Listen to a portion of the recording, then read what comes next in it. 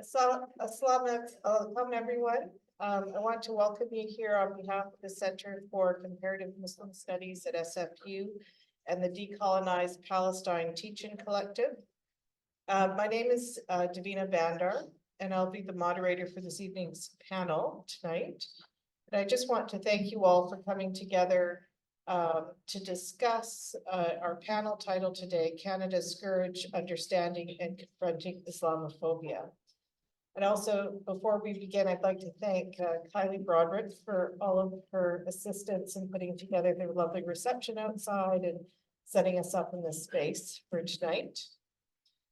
I acknowledge that we are gathered here on the unceded territories of the Musqueam, Tsleil-Waututh, and Squamish peoples, and that we can see the effects of land dispossession, colonial settlement, and the theft of land through the privatization of property and resources that has continued to have an impact on this place in the city that is now called Vancouver. As we come together tonight to talk about the impact that Islamophobia and the increasing impacts of hate and violence are having in our communities, we must also understand this interrelationship of anti-indigeneity and racisms that are experienced by Indigenous peoples in the settler colonial land. We must make these linkages to understand the ways in which resistance to colonial occupation, racial regimes of power, and multiple forms of intolerance is a struggle that we all share in. And in order to, I think, attain the more just and peaceable world that we are all hoping to attain. So I'd like to thank our co-sponsors, the SFU International Studies Center, the SFU Institute for the Humanities, and the UMSA Organization of BC. We are very fortunate to have with us here tonight to lead us in this conversation our three esteemed panelists. We have Itrath Saeed in the middle, who's a member of the local Muslim community. I'm sure needs no introduction to any of you here, and is an instructor at the Women's Studies program at Langara College. Her MA in Gender Studies from UBC explored the gendered and racialized construction of the Muslim community in the media discourse surrounding the Islamic arbitration of Sharia debates in Ontario. We have Hassan Alam, who is a labor and human rights lawyer. He co-founded the Islamophobia Legal Assistance Hotline, which provides free and confidential legal support to those impacted by Islamophobia in British Columbia.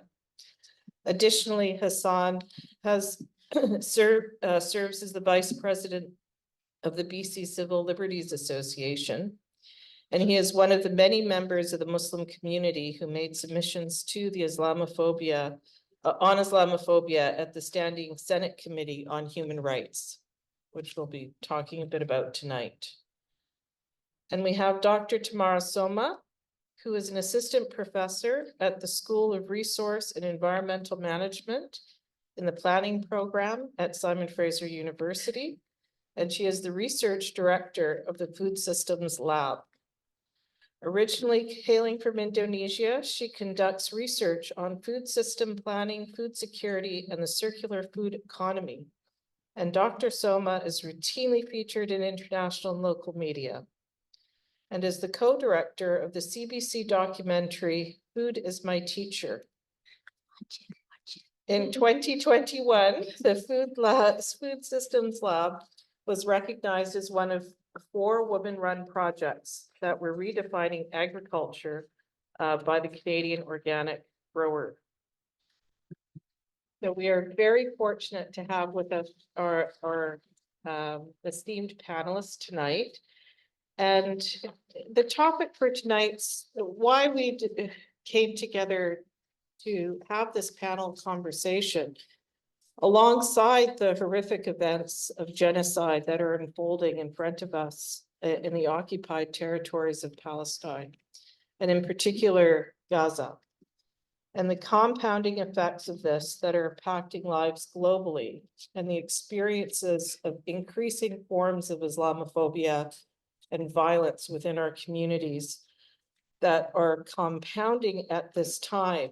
We wanted to create a space where we can come together and talk about strategies. And some of the recommendations in the Senate report that were released are things that I think would be really interesting to pause and reflect on what these recommendations are. So in the midst of all the violence that we've seen in the last 2 months, the escalation of this violence in the last 2 months, we've had this report that was released called Combating Hate, Islamophobia and Its Impact on Muslims in Canada. And with the release of this report, something that sort of struck me that was a bit strange was that this report was released, and then in the news cycles in Canada, we barely saw any reflection on this report. And it has some very damning things to say about what it is to be Muslim in Canadian society. And yet what we saw instead was a real rush in the media discourses in seeing why it is we have such an Islamophobic society, where we see the erasure of, the plight of Muslims in the context of what's happening in Gaza, or the plight of the Palestinians of what's happening in Gaza, and a silencing of that kind of conversation that's happening.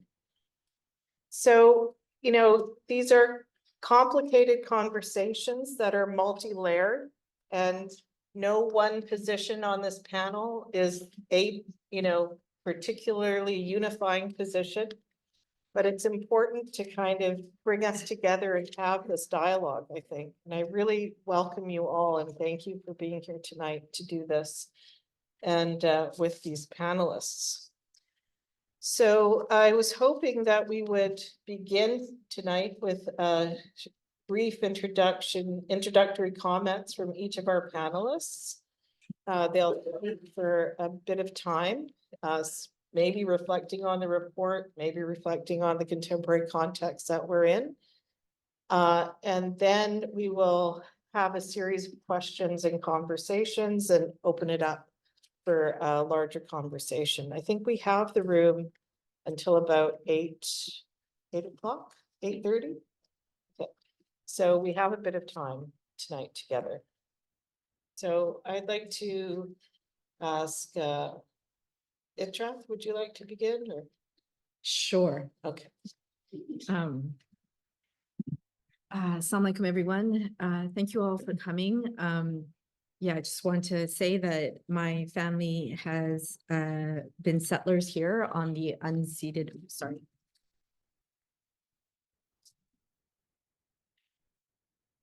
just to say that my family's been have been settlers here on the unceded traditional territories of the Musqueam, the Scohomish, and the Tsleil-Waututh people since the early 70s.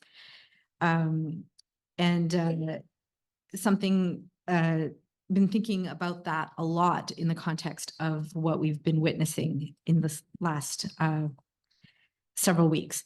So I think what's important about the report is how already obsolete it is in terms of what many organizations, I think the last statistic I saw was a 939% increase in Islamophobia related crimes in the last few weeks.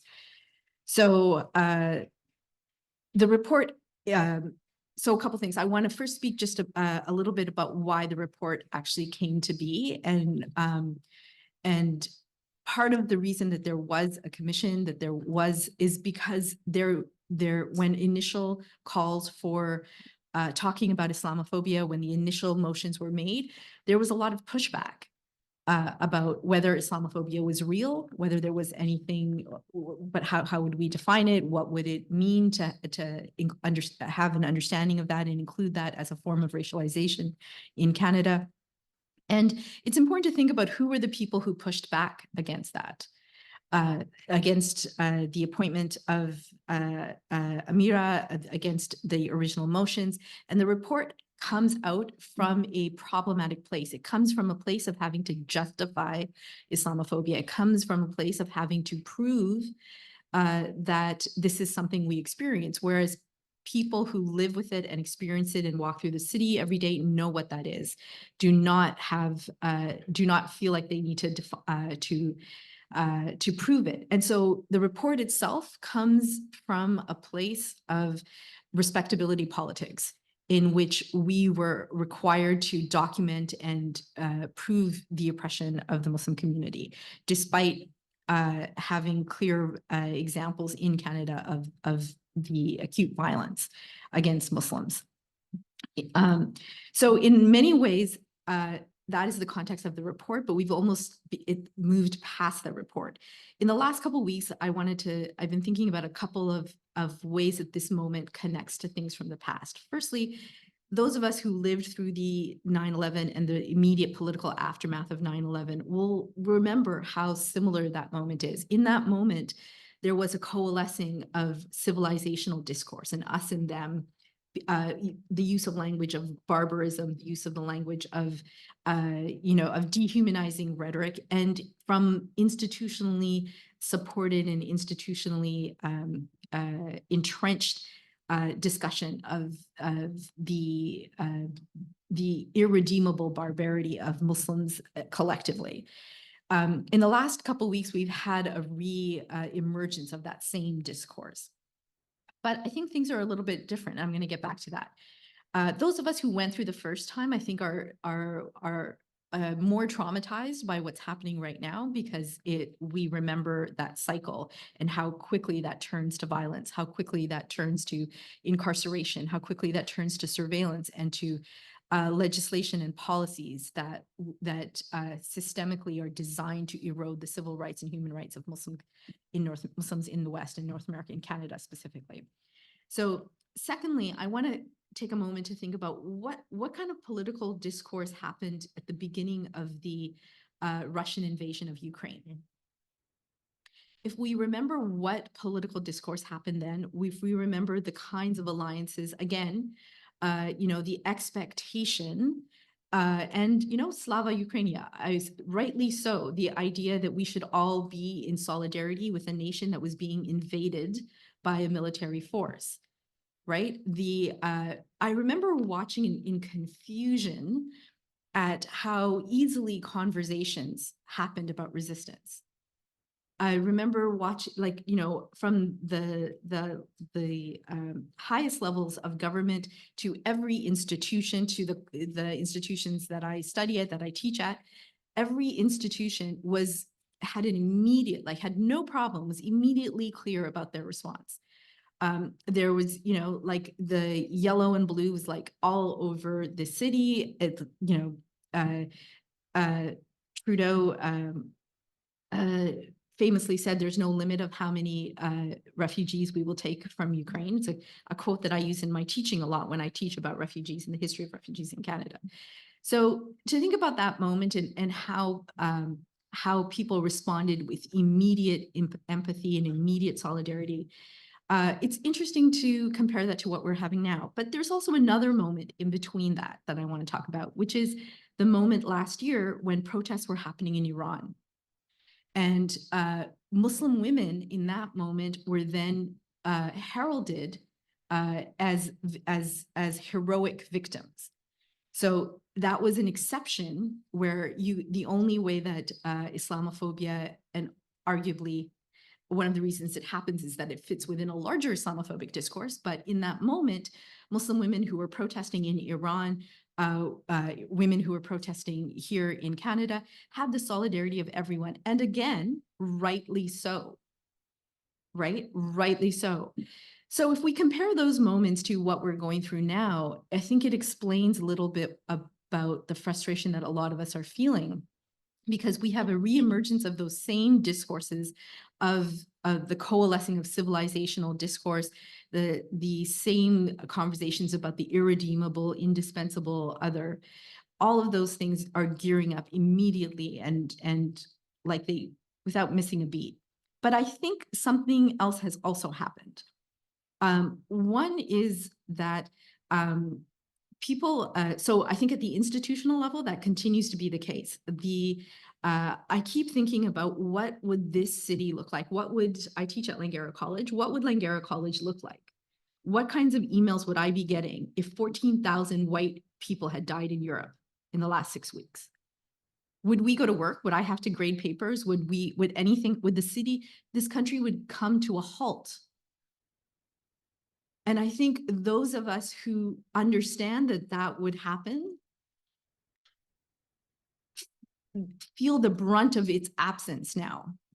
Because what we feel and what it emphasizes, the complete milquetoast, weak, cowardly crap responses that every institution has put forward. Like the first emails that I got from different institutions were like, you know, we feel really bad about this.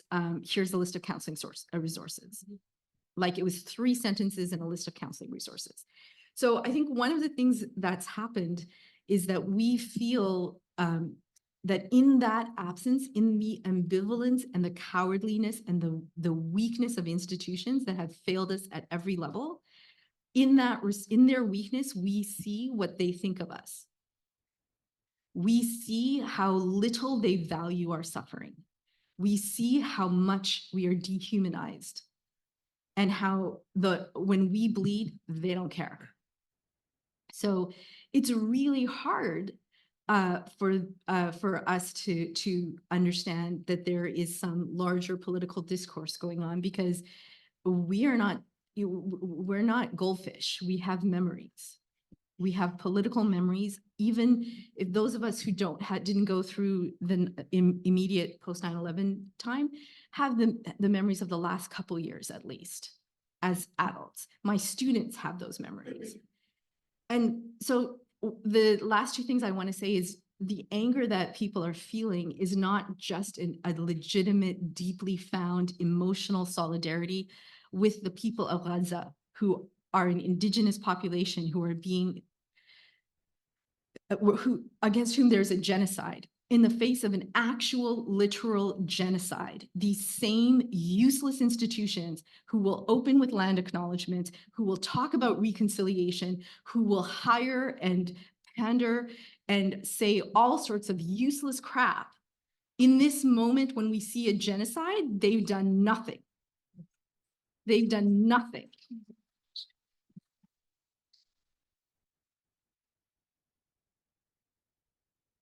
And yeah, so, and if you are going to be ambivalent in the face of genocide, if you can't bring yourself to call for a ceasefire, then you don't get to go on a date in Vancouver. It is right that you get disrupted. War criminals should not be able to eat dinner in peace. That's not a thing. We have a right to challenge that. We have a right to challenge the bland indifference in the face of genocide. And while the attacks against Palestinians and Palestinian solidarity activists, I don't mean to erase multiple identities and multiple forms of oppression with that, but Islamophobia is part of that story. Islamophobia is wrapped into the way in which this can be so easily dismissed.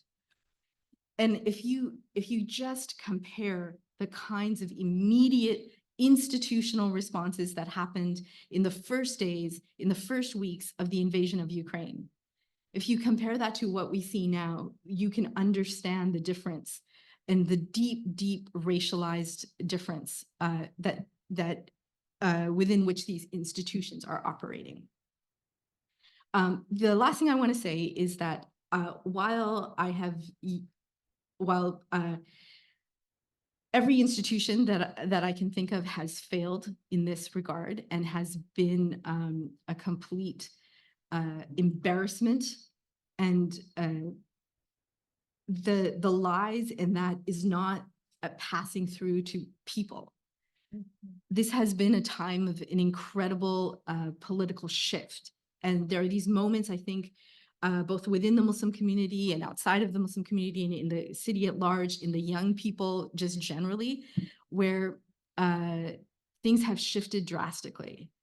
And I see it in my students. I see it when I get on the SkyTrain to go to every rally. It's full of young people. It's not a lie that the kids are all right. Nobody under 25 believes this bovine feces. And everyone is cutting through the institutional blindness, and as a result is rejecting them. And the long-term legacy of this is going to be a real lack of legitimacy of institutions in this country that claim to speak for people.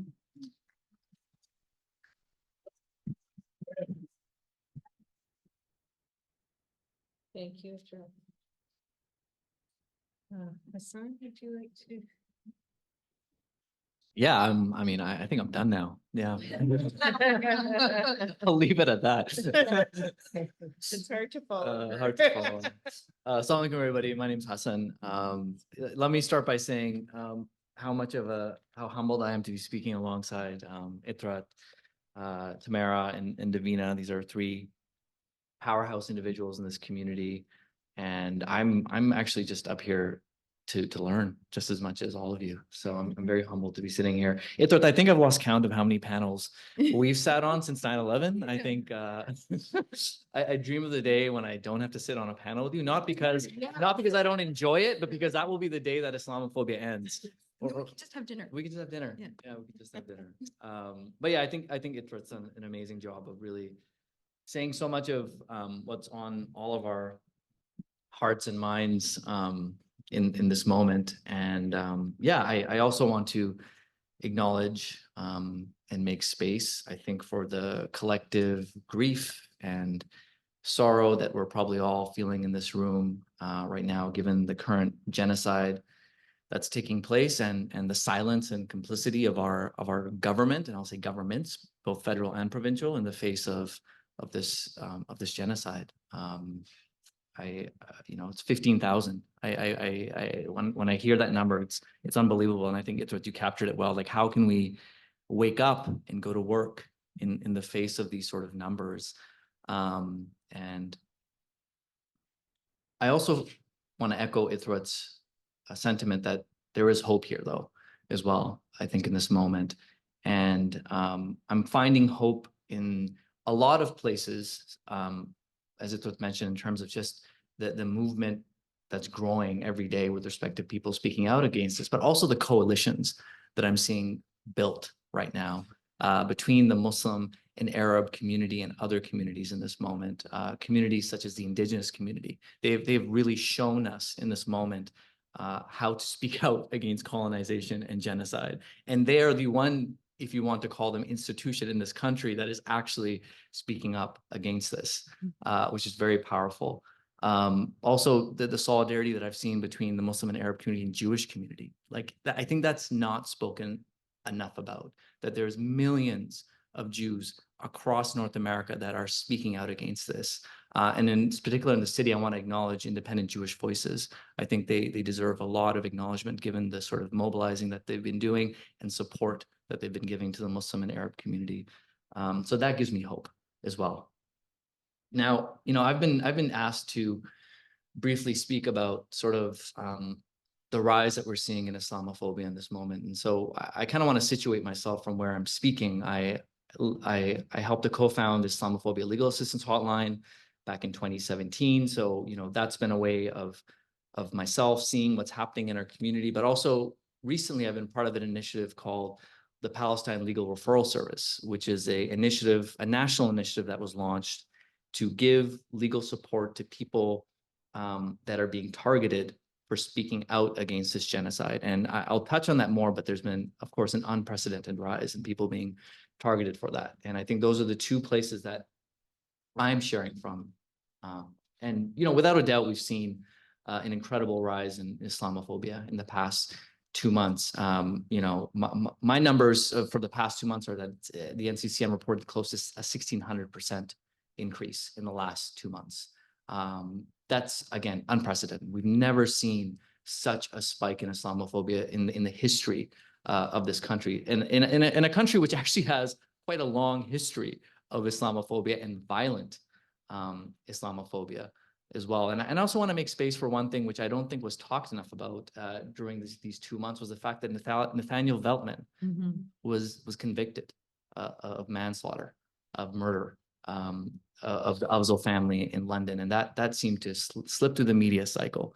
But that was one of the most violent acts of Islamophobia, not just in Canada, but in North America and in any Western nation. And again, no coverage, hardly any coverage of this horrible crime in the face of the increasing Islamophobic incidents that we're seeing right now in this moment. As Ithrith mentioned, this report is a thing of the past, right? It's the recommendations have just fallen through the cracks. We in Toronto, we saw a man assault worshippers outside of a mosque with a bike chain, smashing the windows of the mosque, yelling Islamophobic incidents. The same individual actually assaulted a woman wearing a hijab on the street, spraying bear spray in her face. He assaulted another taxi cab driver.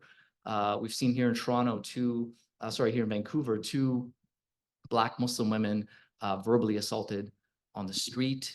You know, at SFU, the SFU campus, there was 2 students who were part of the Muslim Student Association who were spat upon while they sat at a table. And you know, the list goes on, right? And I think just yesterday or over this weekend, we saw 3 individuals shot for simply wearing a keffiyeh, right? Simply wearing a keffiyeh and speaking Arabic. And of course, you know, the tragic case of the 6-year-old boy in Chicago who was stabbed to death while his mother watched by a man who yelled Islamophobic incidents. And we cannot speak about this rise, though, without also speaking about the intersections between what's happening in Palestine and what's happening here at home. They're intrinsically linked. And you know, there's multiple ways in which this is linked. But for me, the thing that stands out the most is the language that was used and is being used to justify this genocide currently. You know, the Netanyahu administration, you know, has a list of statements that, you know, simply qualify as statements that justify genocide and ethnic cleansing. And you know, he's labeled some of his administration has labeled the entire population of Gaza as animals, terrorists, barbarians. He's described this as a conflict between light and darkness. You know, no one is innocent in Gaza are statements that we hear repeated continuously by IDF officials. And on the international stage, of course, you know, Gaza and Palestine as a whole is treated as a zone of exception, right? They do not get the same rights under humanitarian and international law, which other nations are afforded. And this language is being reproduced here in Canada, right? We see it being used by the media, by our institutions, and by our government, right? Not just government as in Justin Trudeau, but MLAs right here in our province are spewing Islamophobic rhetoric to justify the genocide itself, right? And our community, the Muslim and Arab community, are then also labeled as being uncivilized, as being barbaric, you know, as being terrorists, as being terrorist sympathizers. And these are people within our community that are simply speaking up against this genocide, right? People who are simply wanting to mourn in public. We're not talking about people who are out there yelling support for Hamas, right? These are people who are simply expressing their wanting for Palestinians to have the same human rights afforded to them that the rest of the international community is. And, you know, this is the same sort of Islamophobic rhetoric that we saw post 9/11, right? The same rhetoric that was used to justify the sort of violations of civil liberties that we saw during that time too. So again, it's no coincidence that that language that is used to justify international policy is then brought home as well. But I think what's unprecedented right now in this moment is the very real chilling effect that we're seeing play out across Canada and across really all Western nations with respect to people's civil liberties and rights underneath our charter. And although we're seeing this play out against individuals of all backgrounds currently, I would argue that Muslims and Arabs are bearing the brunt of it here in Canada, especially Muslim women. And we're seeing, and so, examples of this is that we're seeing students targeted on university campuses and expelled for expressing their views on Palestine. We're seeing in Calgary, we saw a protester criminally charged for simply, repeating the slogan "from the river to the sea," right? We're seeing lawyers, doctors, and educators being actively maligned in the workplace. Some are blacklisted, singled out of their jobs, subjected to disciplinary hearings, accused of anti-Semitism and supporting terror and providing intellectual cover for terrorists. Again, all these people, when you look at these cases, and I've seen these cases, all they're really saying is we want a ceasefire, or calling out the war crimes that are taking place. None of these things actually fit into the realm of what we would define as anti-Semitism. And organizations such as Independent Jewish Voices are on the front line saying this as well. And again, while we must speak out against hate speech and we must speak out against all forms of anti-Semitism alongside Islamophobia, what we're seeing in this current moment is this dangerous broadening of the definition of hate speech, really to curtail any sort of criticism of Israel and any sort of criticism of this genocide. And what's scary is that before you would see, organizations that lobbied for Israel doing this, but now our own institutions and governments are actively engaged in this as well. And not only is this clearly wrong, but it goes against what the Supreme Court of Canada noted as one of the main purposes of free expression, right? To protect the right of the minority to express its view, however unpopular it may be, right? As long as it doesn't go into the realm of hate speech. And these instances are clearly not hate speech, right? They're simply critiques of this genocide. And again, I think we've seen this before though, right? We saw this during 9/11, where zones of exception were carved out for certain communities, right? Mm-hmm. Where if you're Muslim and Arab, you were not given the same civil liberties and rights as those around you. And we're seeing that again here. If you want to justify the genocide, if you want to support the genocide, there's no repercussions, right? And if anything, you are given a platform and you are elevated. But the second you speak out against war crimes, you are blacklisted, right? There's real repercussions. And unfortunately, the cases that we're seeing are mostly young people in universities. People who are entering their careers.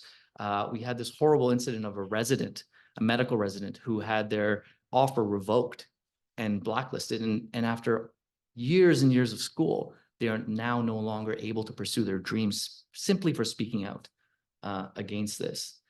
But I guess I'll end by saying this, which is that although what we're seeing right now is unprecedented with respect to this rise in Islamophobia and this very active campaign to stifle freedom of expression and civil liberties against those who speak out against this genocide, I want to quote Ta-Nehisi Coates. He's got this beautiful saying where he said, "This is the reaction of governments and institutions when they feel weak and threatened. This is their last resort." And it is, right? When you look at South Africa apartheid, this is the sort of campaigns they also engaged in as well. And so the fact that this is happening doesn't say anything about the strength of our movement right now, which is calling for basic human rights for Palestinians. It says a lot about the weakness of our systems right now, which have allowed these actions of countries such as the United States and Israel to go unchecked now, but are now finally being held accountable and are pushing back with whatever sort of things that they can grab at. So there is hope right now in this moment. Thank you so much. Wow.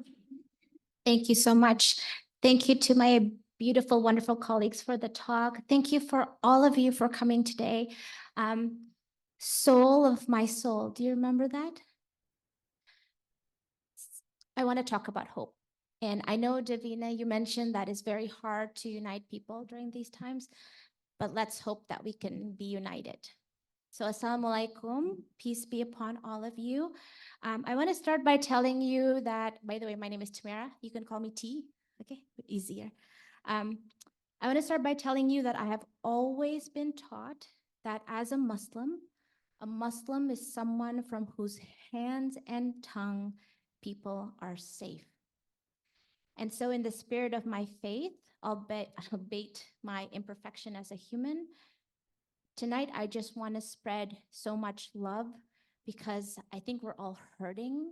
I don't know. I think I can't remember the last time I didn't cry. Let's just say that. Like during the past few months, I can't remember the last time I didn't cry. So I want to send love. I want to wish you all love. And I want to share a different side of things because we've seen and heard a lot of hatred. We've seen a lot of negative betrayal. So I want to show some beauty today. So I'm here today as a woman, as a scholar, as a faculty member at SFU, not tenured yet, hopefully, inshallah. Please, please. So as a hijabi, because I was inspired by the teachings of Prophet Muhammad, peace be upon him, who even back in the 7th century said that women should be educated, that it is the duty of every Muslim man and every Muslim woman to seek knowledge. So I'm no stranger to Islamophobia. I've experienced many, many incidences. In 2015, I chose to wear a hijab. So 2015, after a long journey of recovering from an extreme eating disorder. The hijab liberated me from body dysmorphia. It helped me feel at peace with my body. It gave me inner peace. But overnight, my choice of wearing a hijab in 2015, while giving me inner peace, changed my whole external experience. I have been called ISIS. I've been spat on. I've been told that for wearing this, I'm not a person who cares about women's rights. I've been told in front of my children, 3 children, to stop having kids. And I was like, what? And my 16-year-old, so I have a 16-year-old, now I have 3. My 16-year-old was just telling me several days ago, Mama, do you remember when that lady told us that, like, you should stop having kids, and just looked at us like so mean? That was when he was 8. Islamophobia cuts like a razor to one's heart. And not only does it tear the heart, it also kills. And according to the Senate report, 1 in 4 Canadians do not trust the Muslim. 1 in 4 Canadians. And so how can you ever trust something that you don't know, right? So that lady didn't know me. That lady doesn't understand my religion. So let's start with some unification. Let's start with this room, because I believe that while the Senate recommendations put out a lot of wonderful things, especially like things like training against Islamophobia, regulations around hate speech, it doesn't really actually, I think it needs to do more to actually foster just loving and knowing and building relationships. So I wanted this to be a little bit interactive, if you don't mind, okay? So you can say yes or no. Yeah? Okay. Okay, so, and we can chat after. So in terms of unifying, would you be okay with the religion that ensures the freedom of faith for all to believe or not to believe? Yes? Good. Would you be okay with a religion that teaches that you are beautiful, not because of your race or your tribe or your nation or your religion, but you are beautiful because of your good actions? Yes? Would you be okay with a religion that teaches you to protect all places of worship, synagogues, churches, temples, so people can worship in peace? Yes. Would you be okay with a religion that teaches the importance of protecting orphans, feeding the poor, giving charity, and the liberation of slaves? Would you be okay with a religion that says to save even one life means saving all of humanity, and to kill even one innocent life is akin to killing all of humanity? Yes. And would you be okay with a religion that teaches the spiritual equality between men and women, all genders? Would you be okay with a religion that teaches the greatest jihad? Okay, ooh, jihad, she brought that word. Would you be okay with a religion that teaches that the greatest struggle is a struggle to reform one's own ego, one's own self? Yeah. And I have two more. Sorry, this is a bit long. Would you be okay with a religion that teaches there is no monopoly to salvation, that every atom of good you do in this world, regardless of who you are, will be rewarded? Lastly, would you be okay with a religion that teaches a concept of a universal God that is gracious, ever merciful, and who does not exclude any people of any race or nation? Okay, unified. Good. So, brothers, sisters, siblings in humanity, this is the Islam that I know. This is the Islam that I love. This is the Islam that millions upon millions of people believe in. The Islam of service, the Islam of peace, the follower of a man who I believe and who many of us believe is the source of mercy for all of humanity, not as a source for hate. So my request is, please help us, help all of us and help you. When someone does something wrong in the name of Islam, please help give people like me a platform so we can push the message of peace, so we can counter the hate with the message of love. Because by helping spread that message of Islam, the 10 list that I just shared with you, we can spread coexistence and we can challenge all form of extremism, even from so-called Muslims that want to spread extremism. Because this kind of Islam that I mentioned to you, the list of 10, you don't even have to be a Muslim to help me spread that message, because we're all unified. We agree that we just want to be good neighbors, we want to be good colleagues, we want to be good community members. And so we can together help fight against all sorts of radicalization, because when you help amplify those voices for peace, and by the way, I can give references for each of those 10 things that I mentioned. I'm not coming up, making it up from nowhere, it's from the Quran. And so I want to leave you with all this, I want to leave you with this message from the Quran. Bismillah. So, and I'm not going to read it in Arabic, just to save time. O humankind, we have created you from male and female, and we have made you tribes and sub-tribes so that you may know one another. Verily, the most honorable among you in the sight of Allah is he who is the most righteous among you. Surely Allah is all-knowing and all-aware. So we're supposed to get to know one another, right? Hang out at my place, eat food together, love one another. And so that's my message of hope. And I have some books too to share, because we know that Geert Wilders just got accepted, in the Netherlands, and his message is, we want to ban mosques, we want to ban this, we want to ban.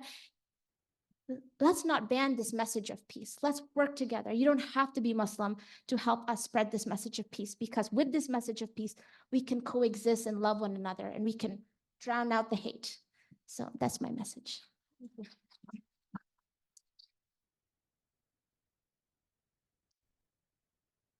Well, I really thank all three of you so much for your words, and Tamara for ending us with a message of hope. It just made me relax listening to you. So that's very nice. I did want to bring back the conversation a bit to the context of the report. Even though I agree with Itrath, it's like so far away from where we are right now. It seems it's already obsolete, as she has said. But I'm just wondering if maybe I'll ask Itrath this question then. If these recommendations are not anything that will hold any water now, I thought one of the recommendations of, increasing a more educated police force, or, these sorts of things were already odd suggestions in our contemporary moment. But if the idea here, and maybe we have a bit of a tension between the two of you, is education. Like, how do you see, as educators, the role that we can take But as Hassan has sort of mentioned, the ways in which even educators are being somewhat silenced in times where it's difficult in our universities and colleges and other places of learning. I think even within our the BC Teachers Federation have also had issues in classrooms around how to talk about these issues of not just Islamophobia, but our contemporary political moment that we're in. So I'm wondering if you see hope in that. So I see hope in young people. Mhm. I see hope in, I see hope in my students. I see it, but I do not see it in the institution. So I don't think it's that complicated to have a consistently moral position against genocide. Seems to me you can get up every day and just do that. You know, you could just get up every day and not make excuses for war crimes. You know, have some oatmeal. Get up in the morning, just don't be a jerk. So it doesn't seem, but our institutions, the way that they're stumbling over themselves is problematic. So I feel like a report that's based in respectability politics, that is around educating institutions to try to convince them of our humanity. I don't know if there was ever a time for it, but I have no stomach for that crap right now. The time for respectability politics is dead. It's over. It is, I can't, that's not where I'm at. And I don't, the same institution, like, I don't want to go up to these same institutions. So, I've been trying to get a meeting with the president of my college in which I teach at. I've been teaching at for 15 years. I teach women's studies. It's, you know, we've been meaning to change the name, but it's like essentially social justice that we teach. So I can't teach those courses and come to class and face my students and be like, we're not going to talk about this genocide that's happening right now. So in 5 years, can I talk about it? Like, then we can talk about it, right? But we can't talk about it right now. And this, like, well, we have a diverse community, and so we can't make a statement. I'm like, just have a morally consistent position. In terms, so I feel like education, for me, from the perspective that I'm coming from, educating people that you deserved humanity, like you deserve to be treated as humans, is not a path that I have any patience for, or that I think I could do, or that is necessary. I have a lot of, like I see in young people, I see in my students, you don't have to know that much about another group of people to know that you shouldn't oppress them. You can just like know that. Like, you can just have that. The report also calls on institutional, like the use of security services, the use of police, which is a longer conversation that has been happening in the Muslim community since 9/11. Many people who work in mosques have this constant debate about what relationship does the mosque have when the police approach the community. So this is a longer conversation and perhaps more of an internal Muslim conversation, but I think all of those conversations are coming to a head, because in the last 7 weeks, every person in this community can see who our real allies are. And it can really cut through some of the useless discourse that has been happening for the last couple of years within the Muslim community. And I think it's been a time of growth even for that discourse within the Muslim community, which I'm very grateful for.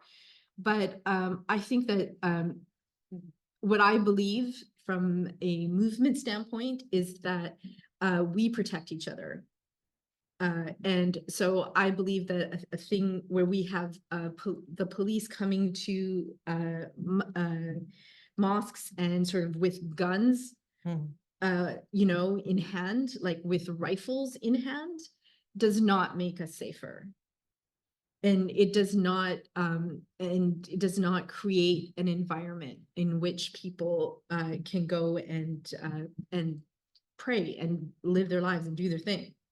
And yeah, so I think these are conversations that I think we're all different people now than we were a few, you know, just a few weeks ago. And I think we need to revisit those conversations within the community. And I think they will be different now. Thank you.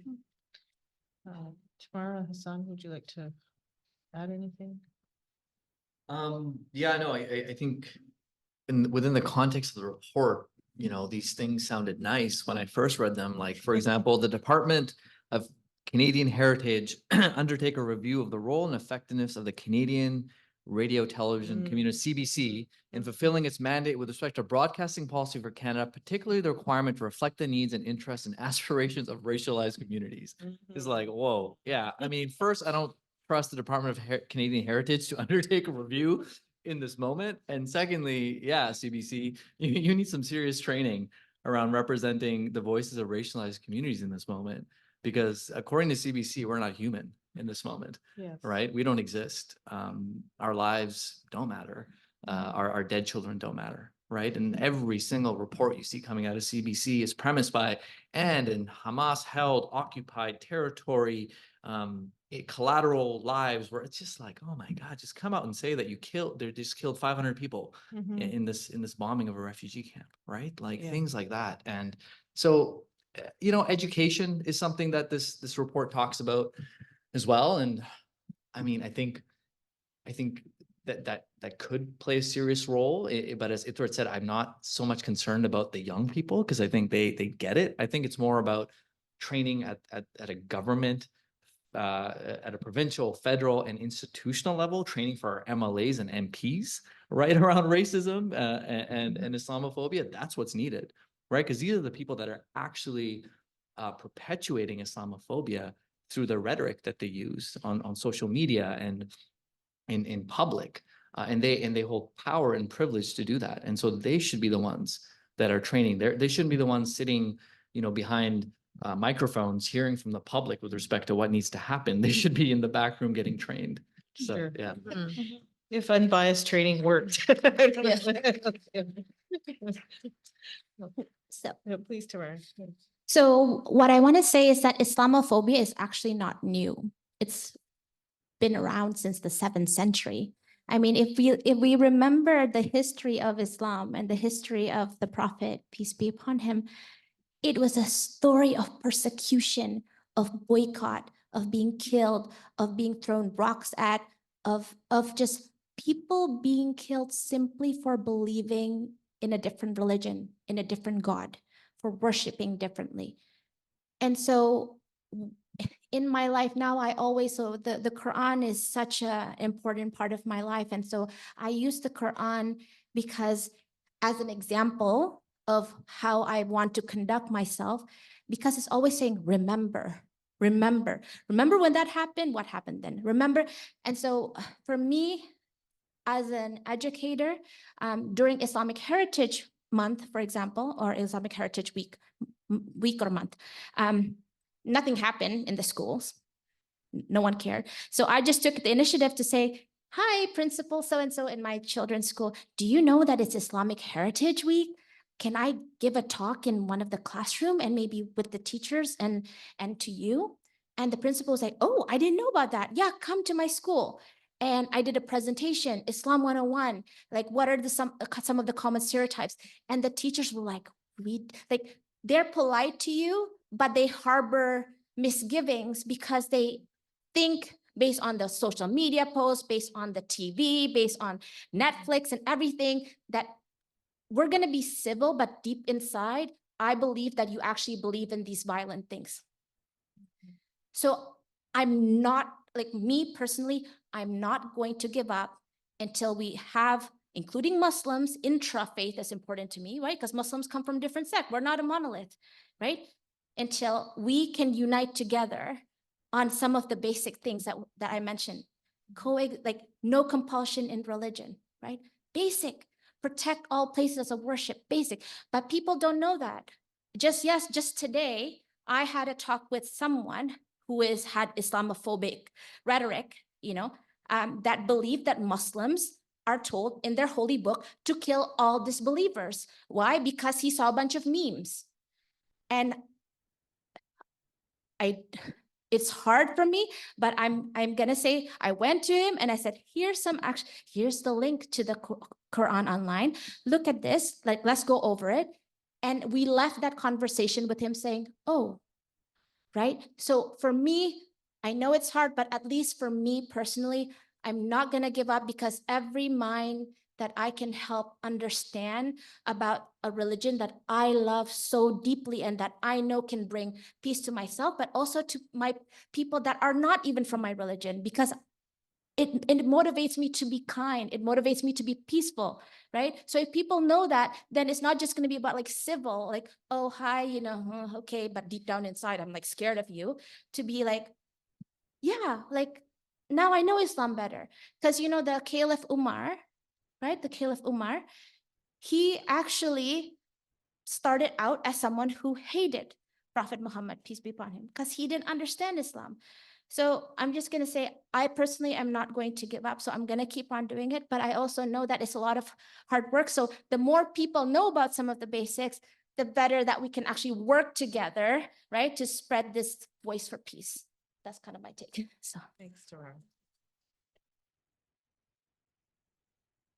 Yeah, I guess the one last question that I wanted to bring up with the panelists and then open it up to the floor was, in the report, it is almost as if it were written to be obsolete. I mean, the amount of data that they already had, the amount of, you know, and you see the number of people who contribute and organizations that contribute to these requests to come together to you know, be heard, and it's a cross nation kind of thing. In a way, it feels like those voices get contained in the report, or communities get contained in the report.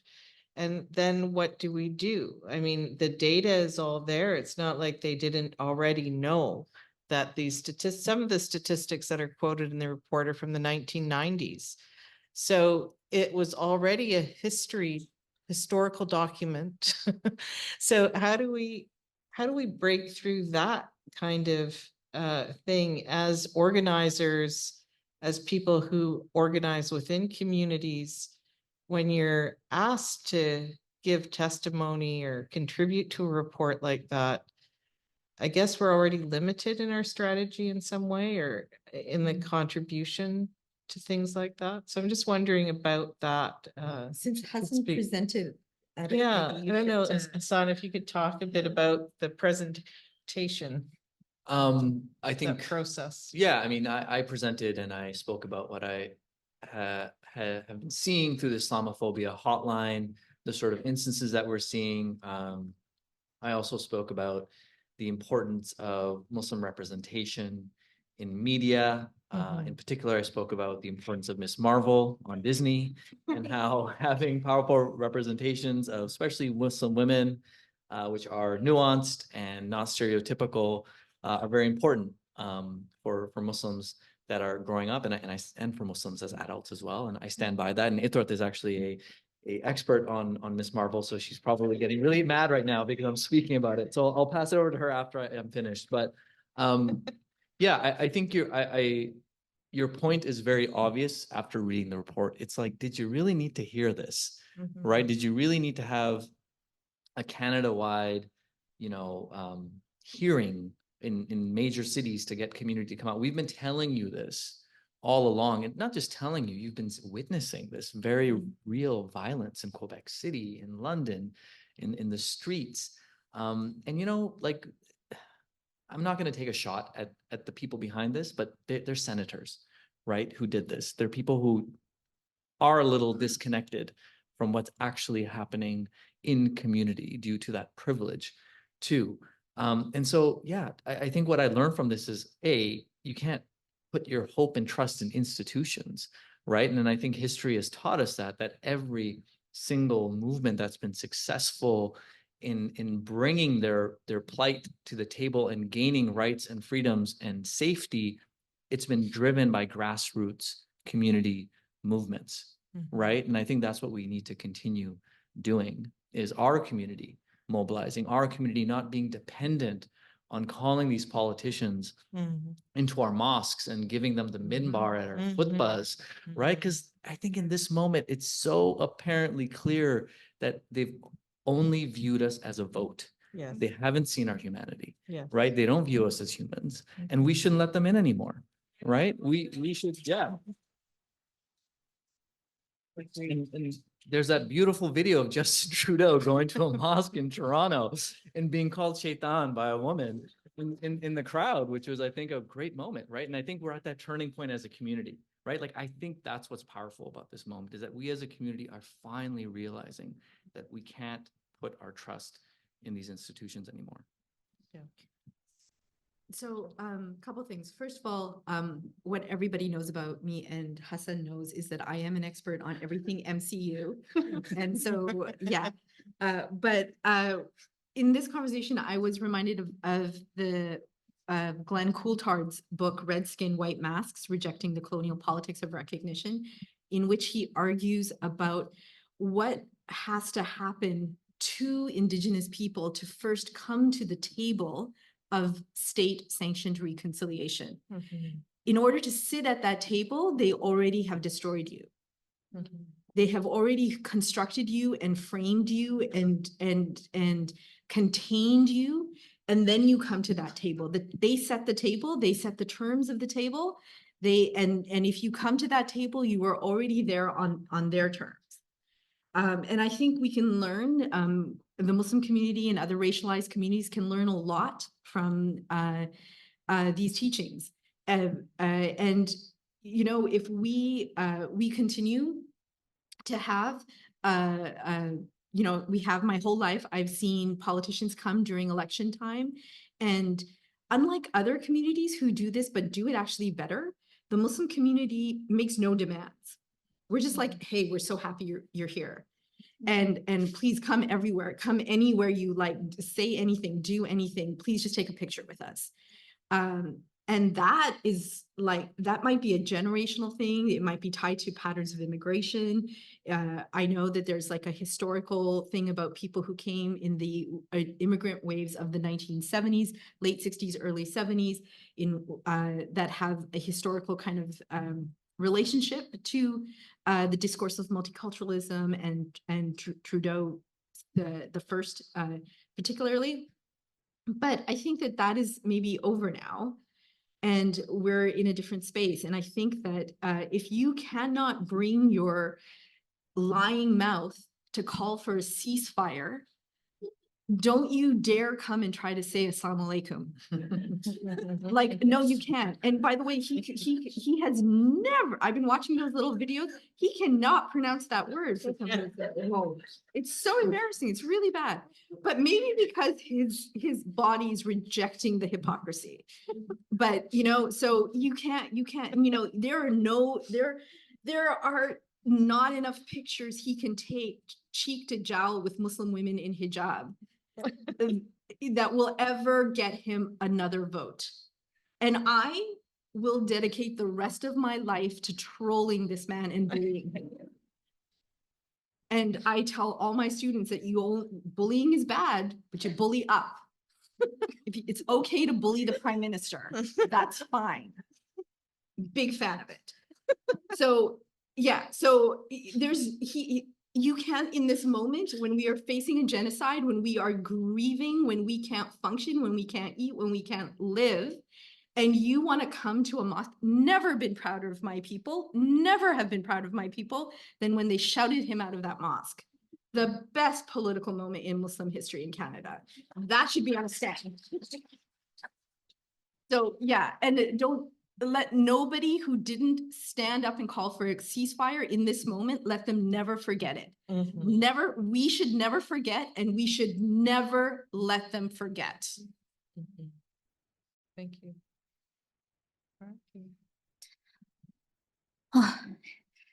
I've been fasting for, so it was my 30th day of fasting for peace, for Palestine. And I pray every single day. And I pray to the leaders who are doing bad things. Like, one of the things that is the teaching of Islam is that you need to help the oppressed and you need to help the oppressor. And then someone said, "Oh, Prophet, how do you help the oppressor?" You help them so that they don't oppress people, right? So I cannot give up in praying for leaders to change their behavior, because some people change, and I just can't let go of that hope. Like when Prophet Muhammad, peace be upon him, went to Taif, and he went there, and the people and the children were throwing stones and rocks at him until the point where he was bloodied and his sandals were bloodied and he was sobbing and crying. And then he had a vision where the angel said, you know, we can take those mountains and just get rid of all of them. And then Prophet Muhammad said, no, no. I pray that maybe their children and their future generations will be Muslim or will recognize Islam. And so I always have that hope. Do you know what I'm saying? Because my journey to Islam wasn't straightforward. Like I thought there was a point where I thought like, this doesn't work for me.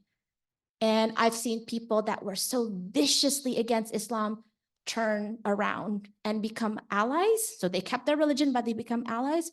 Or some of them actually became Muslim, like the Geert Wilders' main person, like Joram van Klaveren. He actually was going out to write a book against Islam. And in his journey of writing an anti-Islam book, he was like, oh, okay, so now I'm a Muslim.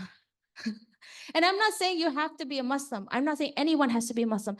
But I never lose hope, because sometimes even some of the most vicious, some of the most, I can never hope, because it's just something that I've learned from the history of Islam, is to not lose hope on people.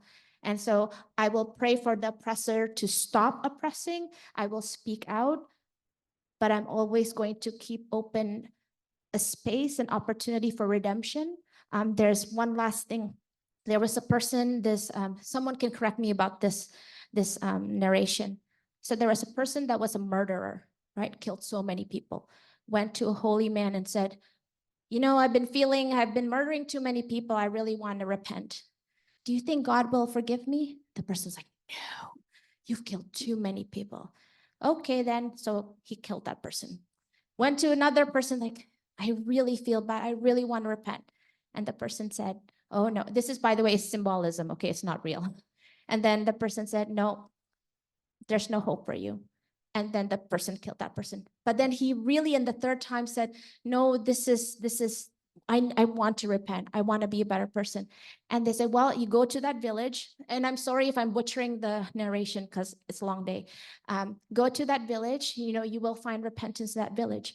And so on his journey towards the village, he actually passed away. And when he passed away, the angels came. One said, well, he killed so many people. He's going to go to hell. The other angel said, yeah, but he was on a journey of repentance. And so let's measure the point of where he died. Was it closer to the point of his journey, or was it closer to the point of that village that he was going to? And Allah, out of his mercy, shortened the distance so that he was actually closer to the place, the village of that repentance. And so every day that I pray 5 times a day, and even more when I can, Allah is the gracious, the ever merciful.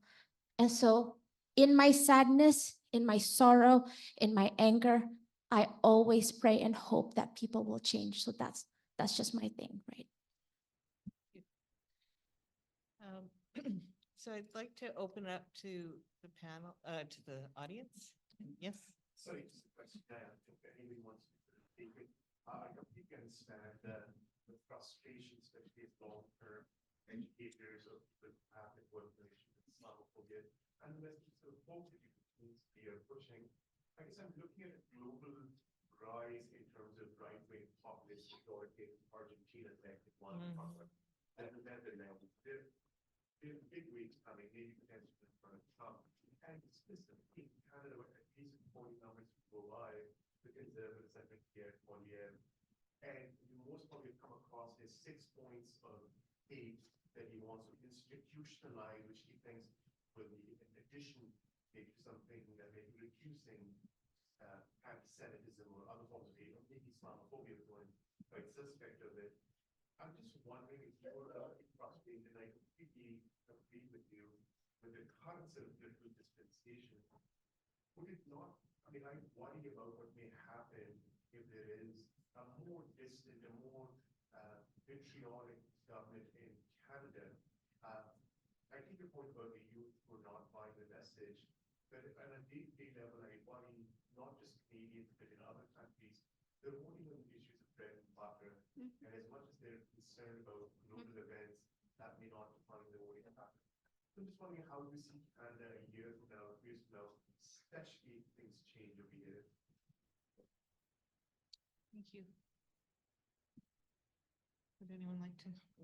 So I think the threat of a conservative government has been how the Liberals have managed for decades and decades and decades to do nothing. You know, and one of the things that I've been thinking about, and obviously I have no power over anybody, but I've been thinking a lot about an electoral strike. I think that the Democrats in the US and the Liberals, and to some extent the BC NDP is a whole thing that we could talk about, have really taken us for granted, have taken our communities for granted, taken progressive movements for granted, have taken racialized communities for granted, and they count on our vote. And as a result, they feel like they're because we're so afraid of the conservatives. And, you know, fair, like, I take the brave position to be against fascism. I'm saying that sarcastically, obviously. Like, so obviously don't want a fascist government in this country on these lands. Obviously don't want it anywhere. Not a fan. But I think that their ability to simply do nothing and have the strength of our support, maybe they need to feel our absence. Maybe we need to just maybe we need to sit one out collectively and see how they feel about it. I mean, I feel like if you can look at a genocide and not call for ceasefire passionately and deeply, if you can't manage, that is a low bar. That is an extremely low bar. And if they can't manage that, they get nothing from me.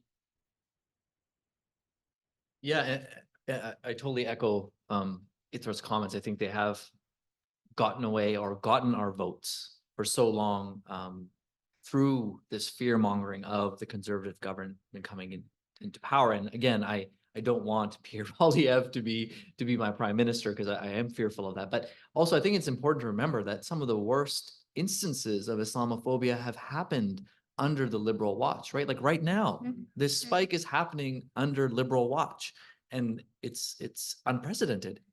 9/11, when security certificates were passed against mostly Muslim men, right, who were imprisoned without due process and rights, that was under the Liberal government.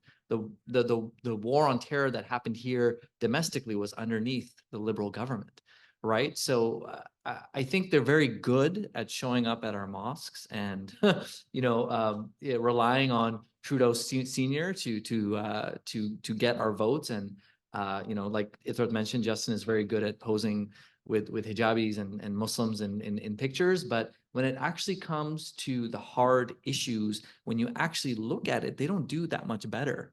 And so I think we do need to leverage. We do finally need to hold them accountable and leverage our collective power, because we've never done that historically in this country as Muslims. We've always let them just walk all over us. So I do think, one of the threats that is happening right now is that Muslim communities will just refuse to vote, right? Provincially, at least. Federally, I think there is a lot of momentum to vote for Jagmeet, given his stance around this. But I think people are overall just sort of fed up with electoral politics, and rightfully so, because they're just seeing genocide happen right in front of them. Just one comment is, I think, there's close to 2 billion Muslims in the world. And as a force for peace and for good, like, there's so much power and potential, but there's so much disunity. And so it's very easy for politicians to just kind of go here and there when the Muslim community itself is not actually united. And so at CCMS, we recently did an intra-faith event. We do lots of interfaith events, but we don't do a lot of intra-faith events. As much as a lot of people don't know about Islam, many Muslims within Islam don't even know about the other sect of Muslims, right? Many Sunni, Shia, there's Ahmadis, there's Ismailis, like there's so many different sects. And we probably don't really know like what the others, their practice or their philosophy, but united, we can be such a strong voice. And I think politics rely on us to constantly be divided. This is why I really think that in addition to like external outreach and education, we actually as a Muslim Ummah, Muslim community need to unite together, because then they're not going to mess around with our feelings with this mosque, with that mosque, with this mosque. They can't, because we're going to be united together. And so that's kind of my message. That's how you can fight the hate. So this book has a picture of Geert Wilders in it. It's called Extremists, a response to Geert Wilders and terrorists everywhere. It covers all of the hundreds of allegation and misinformation that extremists, both the ISIS type and the Geert Wilders type, say about Muslims and Islam. And I have a PDF. So if you come reach out to me, I will send this to you. So you know when they say, oh, Muslims want to do this, that, no, covered, debunked, right? So I'm just saying, please take me on my offer. I have a PDF. The author said that he's happy to give the PDF for free. And then we can be united, and there can't just be divide and conquering us all. So I just want to make one more point about the this moment, and I think it's a really good question, because it is something that's a question that's being asked in the community. And I think what we're also seeing in this moment is that we're learning that it's not so much who's in power that decides how policy goes, it's how collectively strong your community is and how they mobilize, right? We have a ton of Muslim MPs in the Liberal Party federally. Yeah. They've done nothing, and they had to be pushed by our community and have the fire held to their feet in order to be mobilized, right? In order to send a letter to Justin Trudeau saying you need to call for a ceasefire, right? And so I think that's what needs to happen, right? If the Conservative Party comes in power, they do. But I think if we are organized and we have collective strength, and we build coalitions, I think even the Conservative Party will have to listen to us.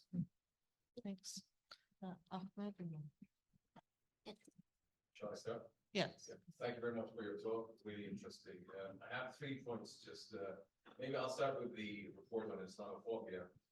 I'm not sure. I looked at the report, but I'm not sure about the qualification of the senators who were responsible for that. For example, like I really searched hard to find whether these same very senators who were responsible for the report called for ceasefire. I couldn't find any evidence. So how come they were responsible for this fancy report, but they at the same time they never even called for ceasefire, which is the least they could do. Talking about the Muslim MPs of the Liberal Party, I mean they are Muslims, but most of them never even called for ceasefire. So I think the names are there just for decoration, but in real life they're just mainstream liberal stuff. Even the NDP. They just fired Sarah Jowell. So like, what kind of NDP is this? And in the end, what kind of alternative? Honestly, I'm thinking only the only alternative I have to vote is now the Green Party, because it's better to vote for a tree than vote for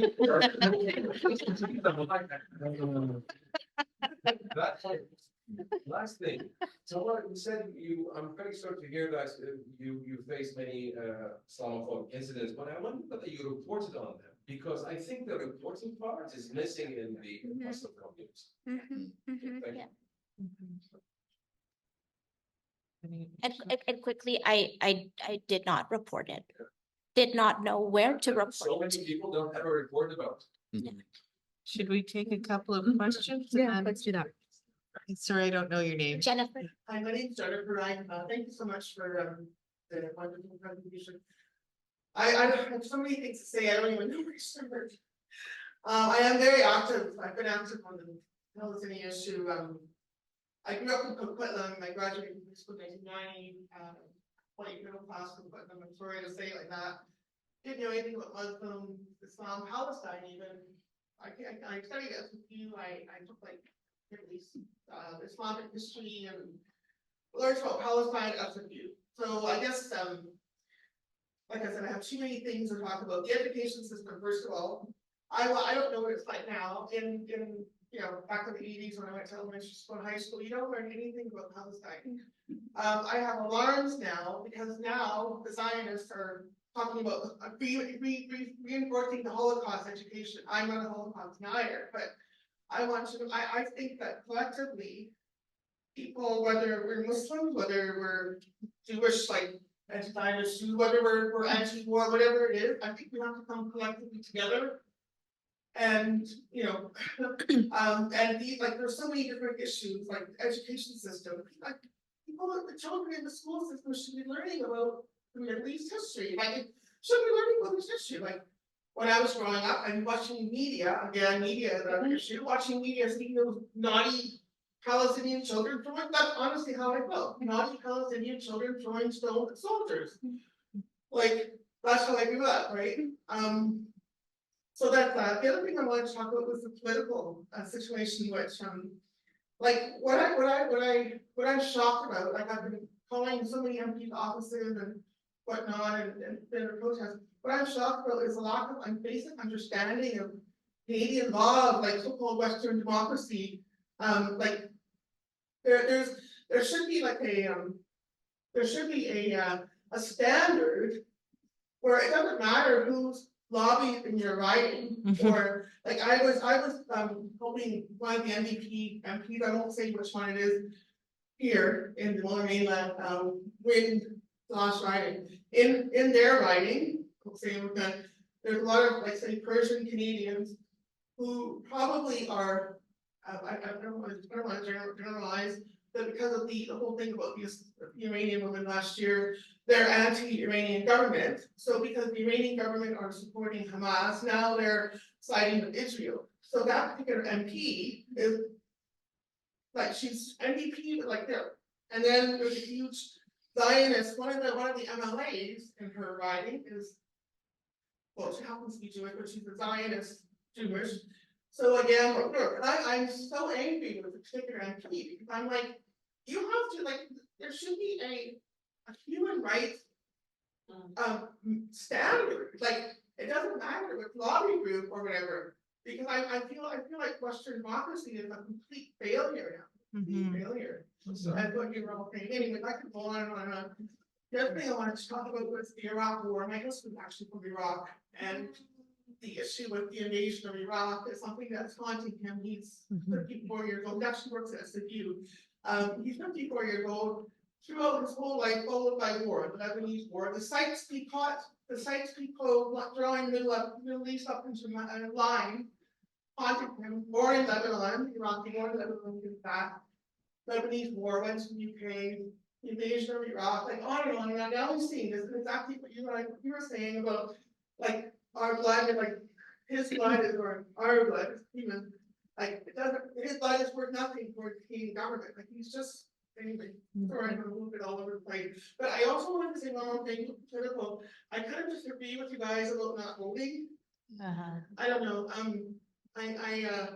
My husband would say the same thing. He couldn't make it because we're home, but I just think that like, if you can't, we can't move liberal conservative, and I totally agree with you. And who can we vote for? It's just gonna go worse. Like, I just think that we should somehow mobilize together collectively. Vote for the trees. Representatives. The tree. I like that. Together mobilize, you know, like, I don't know. Sorry, that's. Thank Thank you. you, Jennifer. Thank you. Do you want to take a couple more? Yeah, we'll take, I work for the United Nations. I lived in many countries and I worked all over the world. What amazes me in moving back to Canada in retirement is the perception of people, even like in my family who've had Muslim friends for years. What do they know about Islam? Al Qaeda, ISIS, 9/11. You know, and now the Hamas, another one, just another one, they say. What amazes me, most people don't know about 9/11. I haven't met anyone in Canada or who knows about 9/11. I was in Cairo. I know what happened with 9/11. Saddam Hussein, when they finished the war on the front line, he then took and threw more bombs on Baghdad than were thrown by both sides in the Second World War. We were watching, Al Qaeda was watching. Of course, everybody was angry. We were probably angrier than they were. And from that time, Al Qaeda, Osama bin Laden had it in for the United States. And that is the root of 9/11. And furthermore, the people who bombed 9/11 were not mainstream Saudis at all. They were from the dissident area of Saudi Arabia. Except, I guess, bin Laden was not. And then there was one Egyptian, right? Yeah. Thank you. And then when it Okay. comes down to another thing, is leadership. I've been watching television like everybody else, and I saw the Pope interview, and he said, well, Hamas is genocide, but what the Israelis are doing is terrorism. And there was a reaction against that. So they interviewed other Argentinians, and they interviewed Ocampo, who was the Chief Justice of the ICC. And they asked him, oh, Hamas, oh, it was terrible and terrible. Well, what about what the Israelis did? Oh, well, would you say that is genocide? Would you say that is terrorism? No, I wouldn't say that at all, he said. He's a former Chief Justice of the ICC. Yeah. Thank you. Actually, There's just one question behind you that we can get. Or, okay, Just sorry. I'd like to come back to this point of finding our voice. So first of all, I want to acknowledge that it's so amazing for us to have this gathering today and to have this discussion, and the diversity of this room. It's really amazing too. Mike. Oh, if you could just speak up a little Yeah. louder. Thanks. I want to acknowledge the diversity in the room today. And I also want to express gratitude that we have this time to discuss these issues. Just as a precursor to my question to each of you, which is I'd like to come back to this point of finding our voice, whether it is as Muslims, as non-Muslims, as citizens. I think we're at a very defining moment today, where many Muslims have realized that perhaps we haven't been as politically active as we ought to have been, either because our parents came here and were second generation, parents just wanted to blend in, didn't want to cause any trouble. But I do want to come back to this point of finding our voice as either Muslims or as citizens. Because I'd like to ask the question, not suggest, but I feel that we're at a defining moment where if we don't speak up in the face of what's going on, and if we don't find our, if we don't work together with Muslims of other faith and with Jews and members of other faiths, and just generally, if we don't work together as communities, as we've talked about, our leaders have failed us. We feel very failed by our leaders. So I think my question is more from a prescriptive standpoint. Can each of you talk a little bit about, if you can, what you see as steps we need to take as citizens to make sure that at this defining point in time, our voice is heard and we learn as communities, we learn what we need to be doing more of to make sure something like this doesn't happen again. Do you want to take a couple more? Okay, yes. So, I'm going to give you somewhat of a strange perspective, and I'm not speaking on behalf of any Palestinians. My husband and I both grew up in Iraq. We survived many wars. One thing to consider when talking about issues as big as this is you need to calm down. You need to come to the table with research. You need to leave anger behind. Otherwise, there is no successful discourse. There is no successful meeting of the minds to talk about the issue. It's wonderful to have an opportunity to go on demonstrations. This is something that I'm enjoying being here. But the anger heart needs to be removed. Yes, we're all angry, and we survived many wars. Iraq-Iranian War, the Gulf Wars, but as war children, we're saying that anger takes us nowhere. Anger ends the discourse. Anger ends civil discourse. Anger pretty much builds walls between the two parties rather than tries to eliminate the barriers. So yes to voting. Yes to talking. Yes to going and talking about your faith with other people. Coming here, we're actually here for this is success, right? We're all here. Pity that not all of Vancouver is here, right? But that's the issue, I'm sure, and I'm again not talking on behalf of the Palestinians. Just watch them hold their babies and say, Alhamdulillah. Have you ever seen any nation this strong?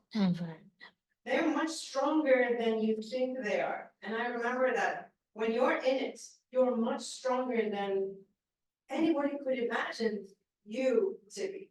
So our job here is to be very calm and to do the research and go and sit down and talk. And not to come and play the blame game or attack one another. Media,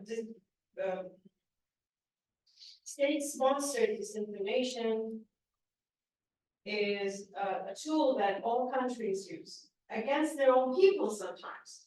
So we really need to look at it from a different point of view.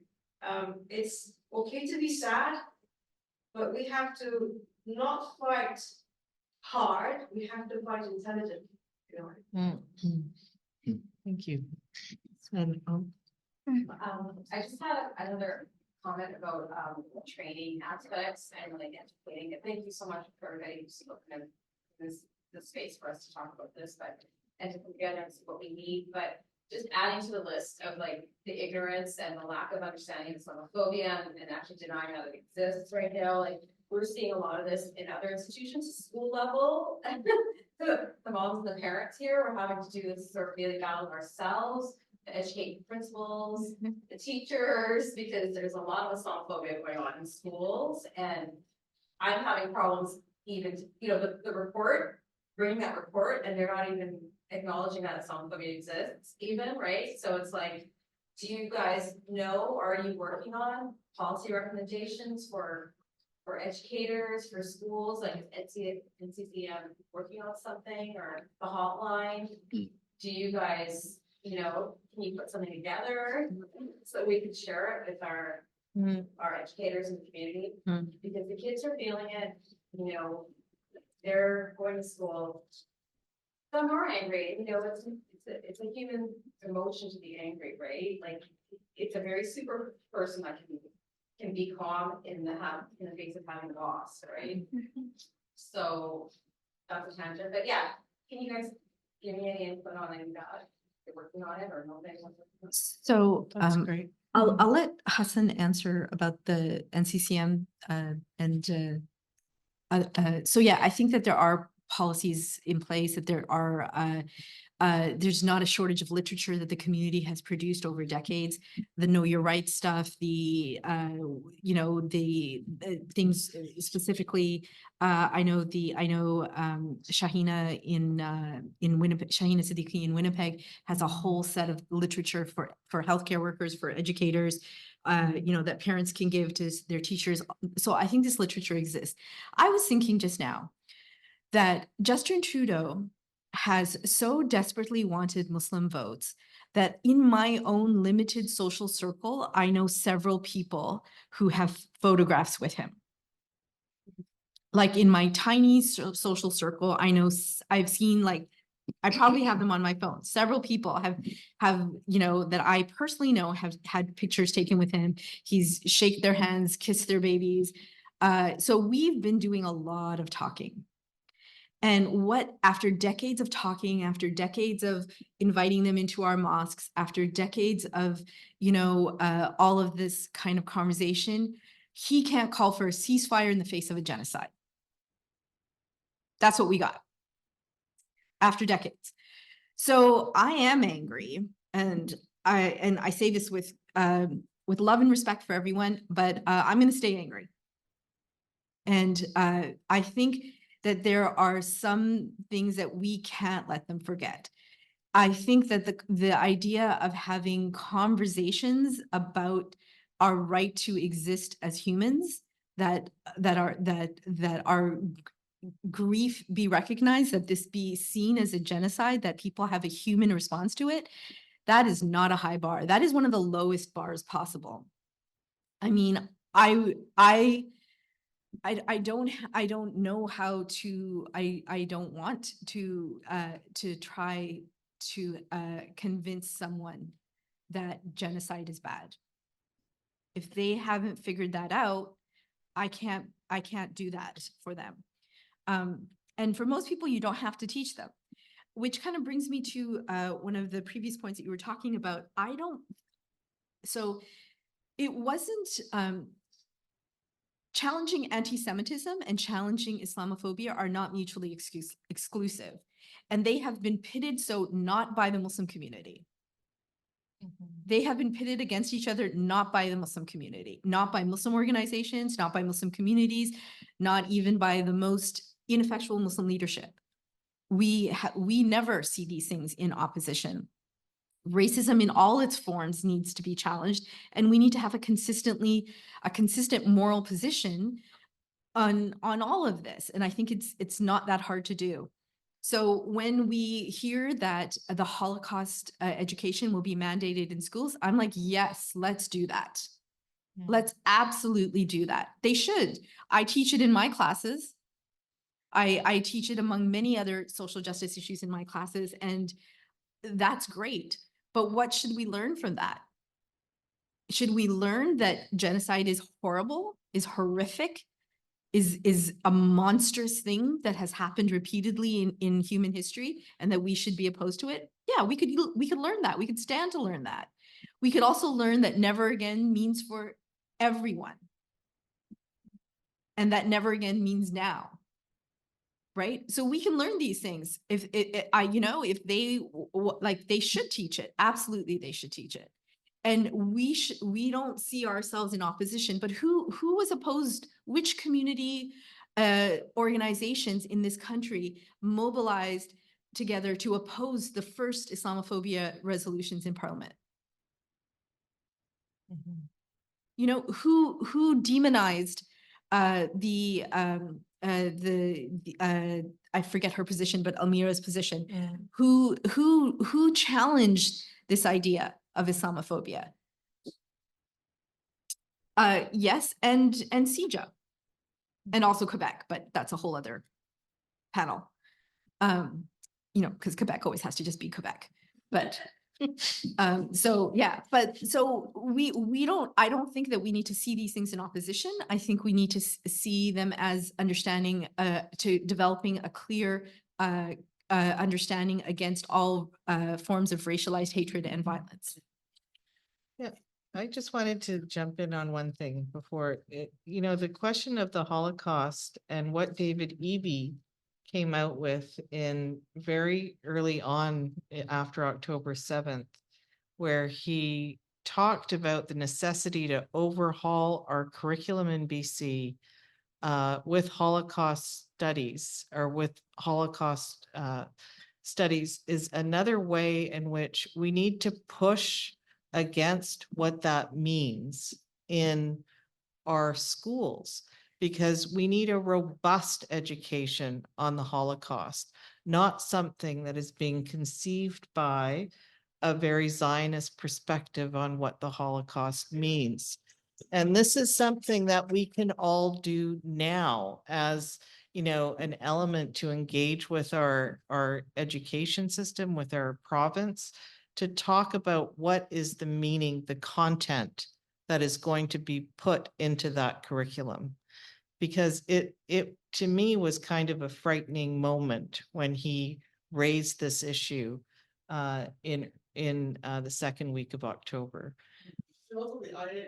I was gonna say that next. Yes. Canadian Heritage are Mhm. implementing this IHRA definition of anti-Semitism, like if you're anti-Israel, anti-Zionist, and you're anti-Semitic, even to apply for like Canada grants. for Yes. Heritage projects, you have to sign that you, that you will not. That- well- against Israel.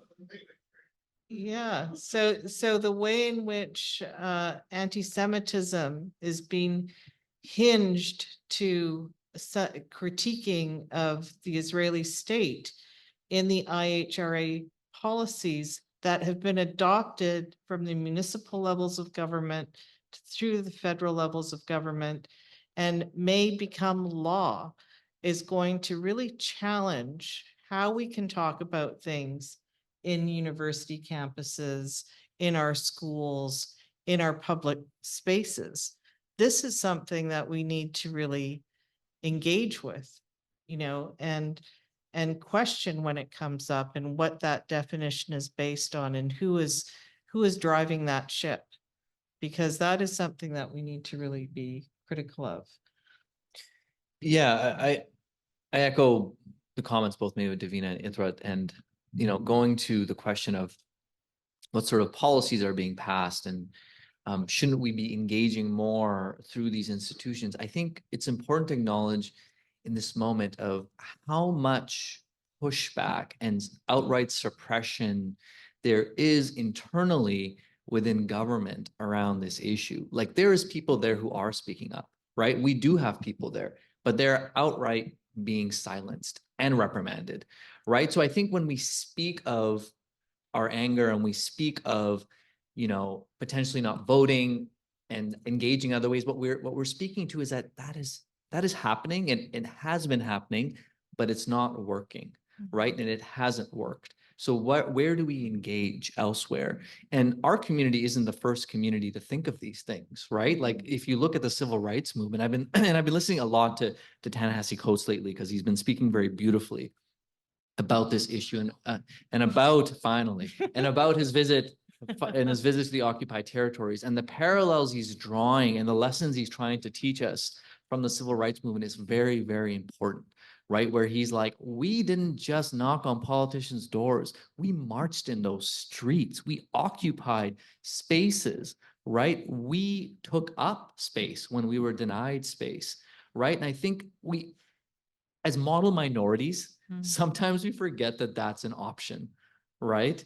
As communities that are labeled model minorities and tried to be made out to be that way. And I think it's important for us in this moment to realize that, yes, I believe in a diversity of tactics, that you do have to engage on the policy level. You do have to engage with the government, but you cannot just do that because it's not working, right? It hasn't worked. And there's lives that depend on this, right? We can knock on those doors of government until our knuckles bleed and skin starts peeling, but they're not going to do anything, right? So you have to engage in other ways.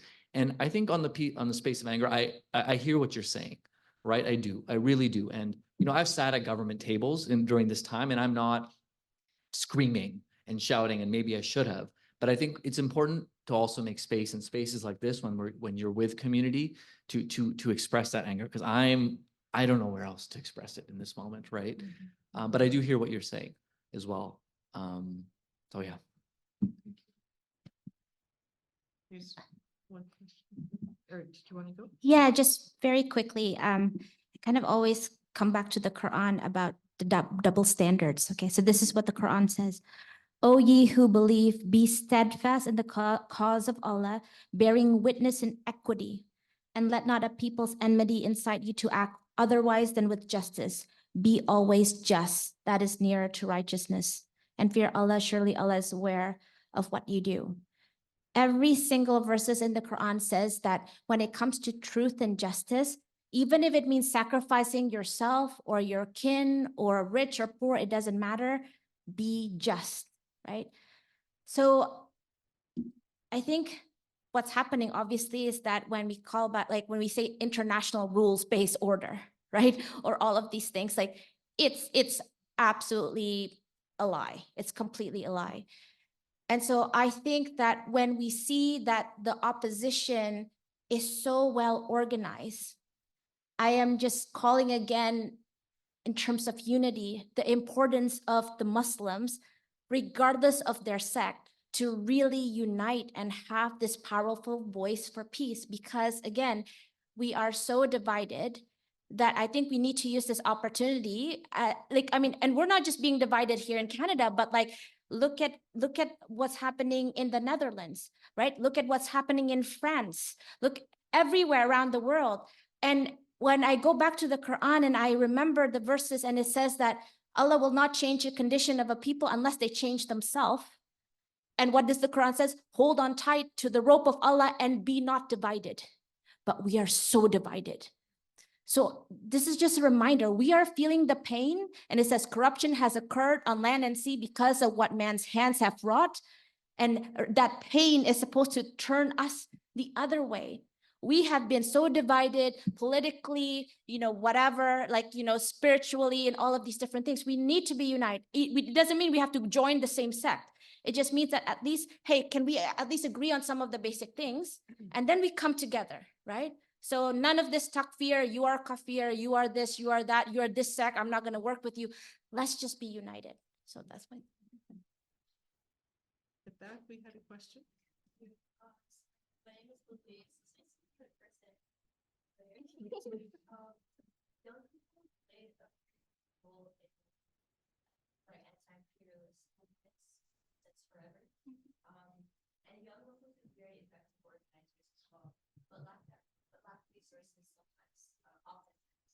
I'm wondering what thoughts are on how we can bridge intergenerational gaps in the Muslim community to effectively mobilize and effectively each other, and real grassroots community care, because that's already embedded in so many of our cultures, but gets drowned out by like the obsession with ego or power, and like especially older generations not willing to give up space despite impacting us and being really important.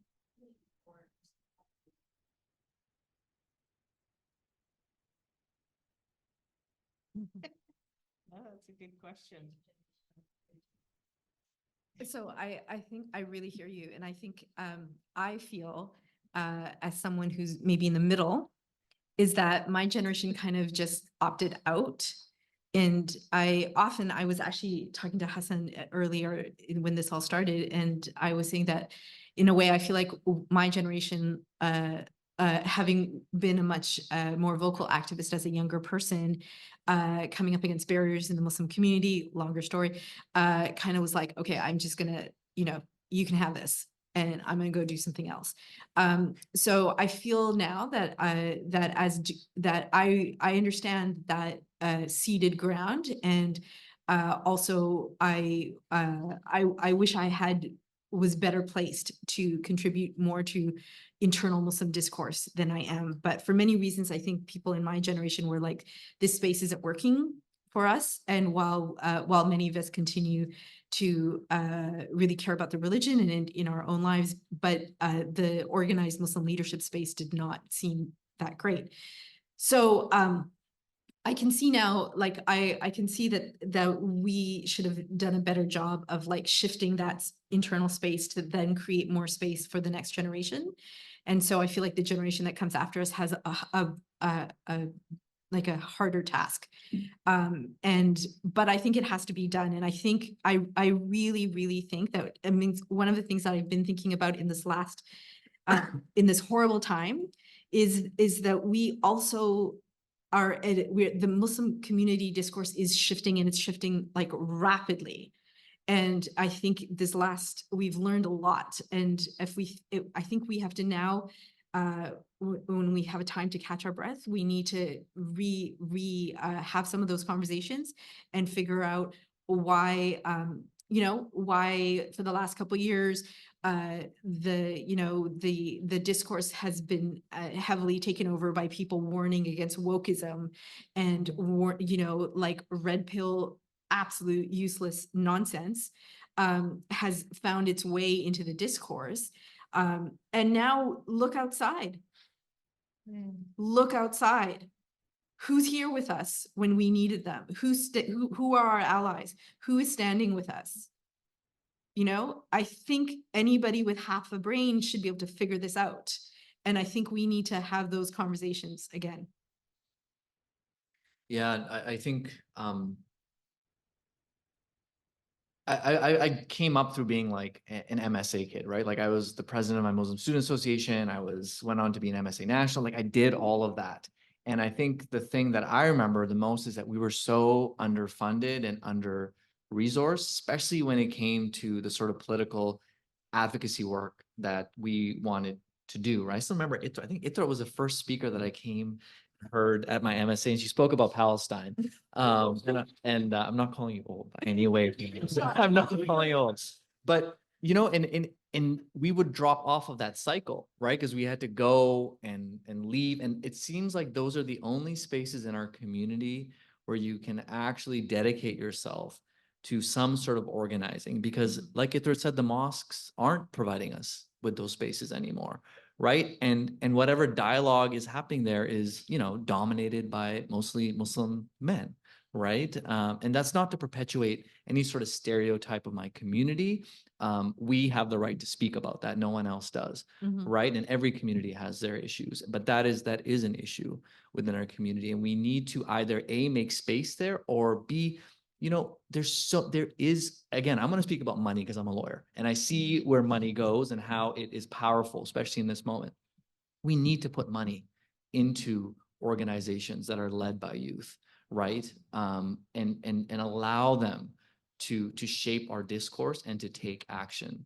And we're not putting the money there, right? Our money goes into building more mosques. It goes into funding, you know, hegemonic Muslim associations that run everything, or they go towards politicians, right? And who come to our mosques, right? So where are we actually investing within our community? And that's a question that we need to ask right now, because we're not, and we don't have the political power and mobilization that other communities have, especially on campuses, right? We're seeing that on campuses right now, the strength of other organizations on campuses versus ours, right? So yeah, and you know, I just have to echo what Ithrit said, is right now we're really seeing our allies, and as a community, we need to question where we've dedicated our energy. And I'll come out and say it, like we put in our community, whatever your viewpoints are on Soji, right? Whatever your viewpoints are, we put in so much time and energy into that issue, and look where it's gotten us. We stood with Nazis, not me personally, Yeah, but people yeah. stood with Nazis. Yeah, and look where it's got us, right? And it's gotten us nowhere, right? Whereas we should have been mobilizing around other issues and standing and building coalitions with communities that actually view the world in the same way that we do when it comes to justice and equality, right? Those are the things that matter. And if you want to speak about the Quran and themes in the Quran, justice and equality, right, is the theme, right? So, yeah. So, Balkisri, the exciting thing about being at SFU is that with the Center for Comparative Muslim Studies, they have really exciting grants internally, like $7,000. I think we should come. I will personally work with you, and shout out to the AMSA Lajna team who is also like co-sponsoring this event. Thank you, women led. I think we need to apply for this internal grant together. Let's bring people together, the youth from all of the different Muslim communities, Ismaili, 12 Shia, Sunni, from different, you know, Ahmadis, and come together. Let's get the youth talking. Let's get us mobilized, because all of the other sides are mobilized against us. Okay, like it doesn't matter if I'm Shia or Sunni or Ahmadi or nothing. It doesn't matter. I wear a hijab, I'm ISIS. Right? I mean, like, look at me. I'm ISIS. Come on, man. You know, but that's the thing. Like what Margaret was saying, you're either Al Qaeda or ISIS or Hamas or whatever. So they don't care, right? So why do we have all of these divisions? So like, let's apply together. If you're interested, $7,000 will bring people together. We'll talk, we'll unite, we'll organize. And I mean, that's just one way I can think of. And then we can come up with next steps to strategize further. Yeah. Pardon? Yes. Yes, exactly. Exactly. There's one question.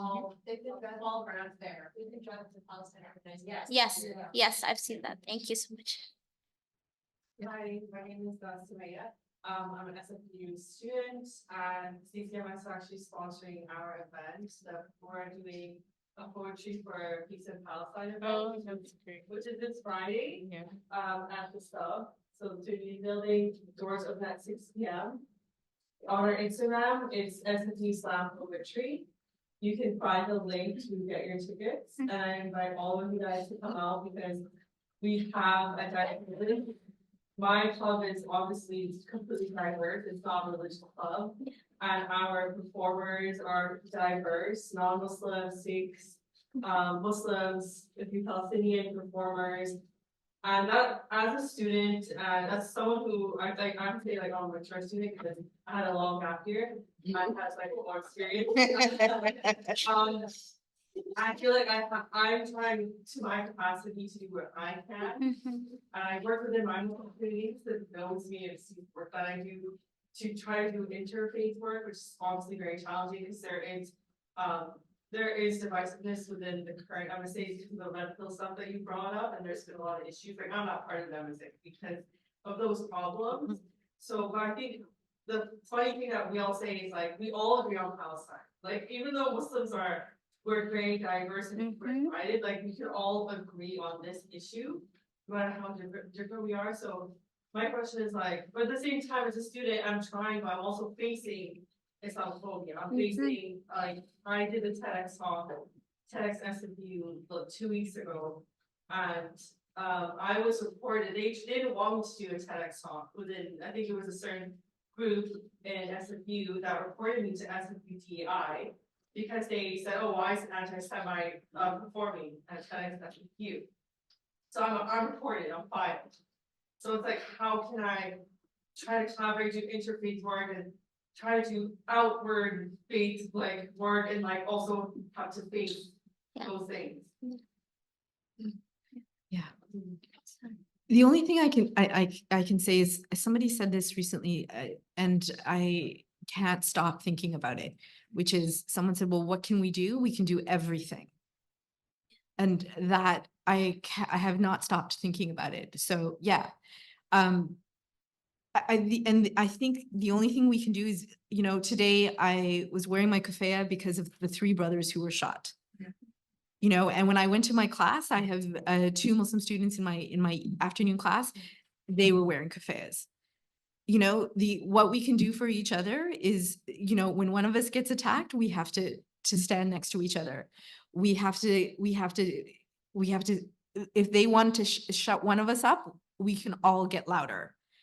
So the only thing we can do is just everything all day, every day, everything, wherever you stand, wherever you are, wherever your patch is, do everything right there. Like, you know, in every, yeah. And we can just build outward. And the only thing we can do is that when one of us is attacked, that we need to encircle them.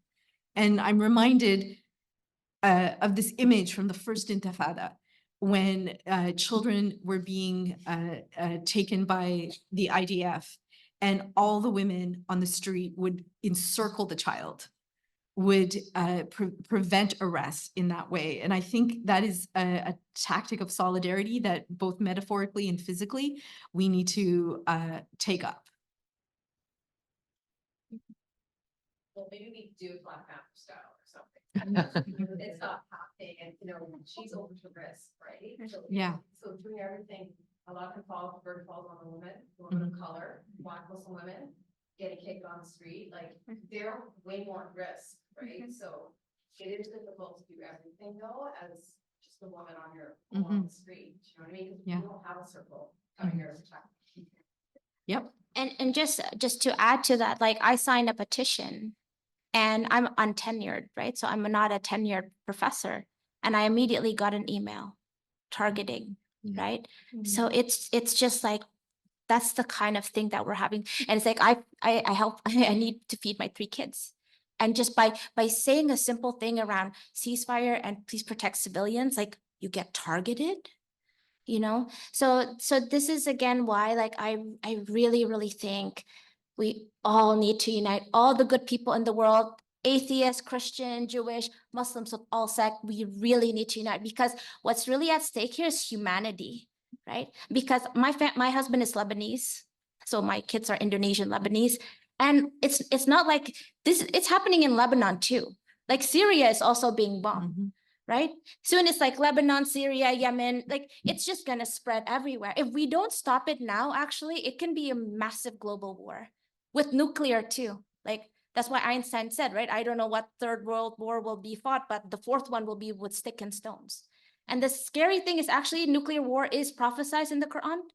If any of you have read the Quran, it talks about a pillar of towering fire up to the sky, right? And what does it say? It's because based on greed. It's based on greed. People just like resource, land, this and that, whatever, right? So it's coming, it's gonna get there if we don't turn the ship around. And so I hope that this is kind of maybe our wake-up call, that we have been, maybe some of us, not all, some of us have been a bit complacent in like really showing the love for one another. And I think like, okay, let's get this started. Let's love one another. Let's protect one another and be that foundation, because if we have holes in our foundation, it's very easy to punch through. But if we're really strong in our foundation is core, that's why we have the 5 pillars of Islam. You hold to that foundation. And so like, let's stick with that foundation with everyone from all faith, and then we protect humanity together, right? It's humanity is at stake.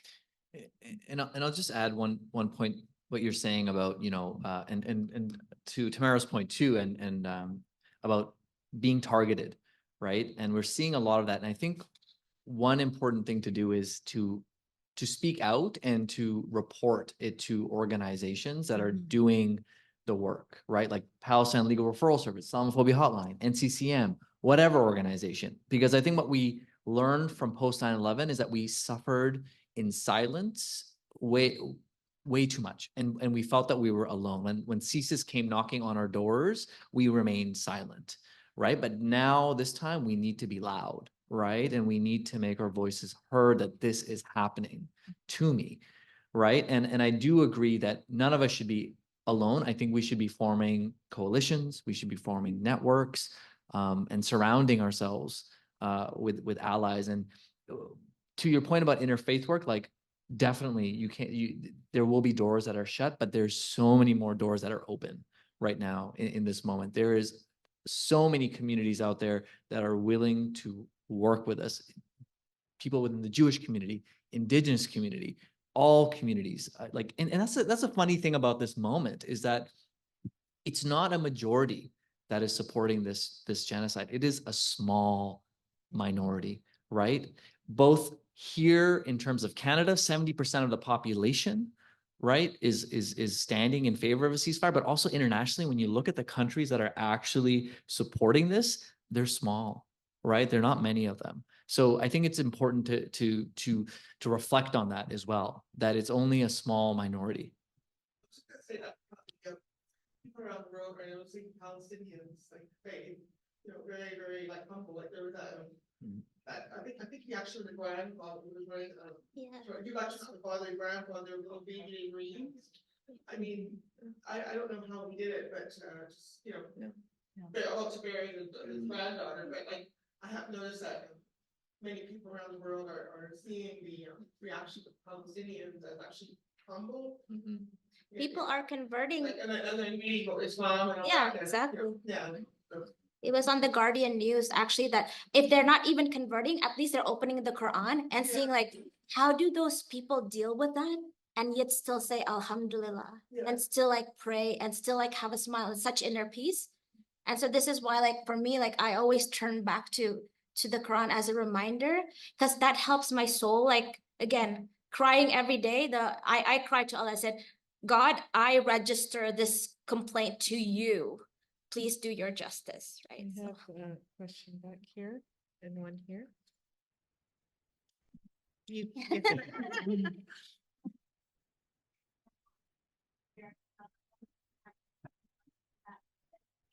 That our elected officials and institutions are really not brilliant for us, except for, doing the Islamophobia that we are facing. And I think as a student, personally, I struggle between, knowing that we all have a shared responsibility, and we all have a responsibility to act and engage beyond our own communities to educate, but at the same time, sometimes that word feels inherently deep, and I think have to try to improve our humanity, try to group that people don't deserve to know. And so I just wonder if that was sort of advice on how to navigate this time where we know that we have to keep going, even if we're being silenced, whether it be politicians or leaders of our institutions, schools, like how do we sort of navigate, knowing that we have to keep going, while at the same time, it's also very Yeah. I'll just make one point. I totally hear what you're saying. I think it's an important point that we should never have to explain our humanity to anyone or apologize for being who we are, right? Or assume that, by educating someone that they will somehow see our humanity, right? That should be the bare minimum that we should expect from anybody, right? But and in terms of engaging with politicians, right? And this has been a theme throughout the night, right? Like, I don't think we're saying don't engage with politicians, but I think what we're saying is we need to change the way that we engage with them, right? Like, I think shutting mosque doors on politicians is in a way talking to them, right? It's saying, you're not welcome until you can say the word ceasefire, right? I think cutting donations from parties is a way of talking. It's a way of saying, you don't get our support, you don't get our money, right? You don't get to take a picture with our baby until you actually value that baby's life, right? Like, that is what we need to do, right? And that is a form of talking, and it is a form that communities engage in, right? Like, we wouldn't be the first one to do that. Like, communities have mobilized in that way, and they've won, right? They've exercised power in that way, and we have the numbers. And I think that's a problem, is that we dehumanize ourselves as a community by not recognizing just how strong we are collectively, that we don't have to rely on these institutions for everything, especially when they refuse to view us as being citizens deserving of rights and liberties, right, in this country. So I think that is a form for me of a way of not dehumanizing myself, right? Saying that because you're not recognizing my humanity, you are not welcome in our spaces, and you can come back when you engage in that, right? That to me is something that is actually within our right, as people living here. Yeah, I think that, sometimes you're in a friendship or relationship and they don't treat you well. You can take a time out. You can let them feel your absence. I think we've been playing the respectability politics, the model minority politics for decades and decades and decades, my entire life. And I'm old, as Hassan would like to tell you. So what has that gotten us? They can't fix their mouth to say ceasefire in the face of genocide. I cannot get past that. I will never get past that. So yeah, and if we have loyalty to these lands, then that loyalty is to the indigenous people of these lands. That's where we start. They have stood out for us, and we should do much better. I want to have those political conversations in the Muslim community. I want to have a real analysis of what our loyalty, what do by honor and dignity, by being settlers on this land, what is our responsibility? Our responsibility is to the indigenous people of these unceded lands. And I think conversations have to start there. And look, I ran for MP 1,000 years ago. I'm not against politics, right? I'm not against electoral politics, but politics is a spectrum, which is what I tell my students all the time. Politics is a spectrum. We can't fetishize electoral politics and voting and trying to get seen and get heard and get a smile from a politician as being the epitome of democracy. It is a large spectrum. Taking the streets is democracy. That is politics.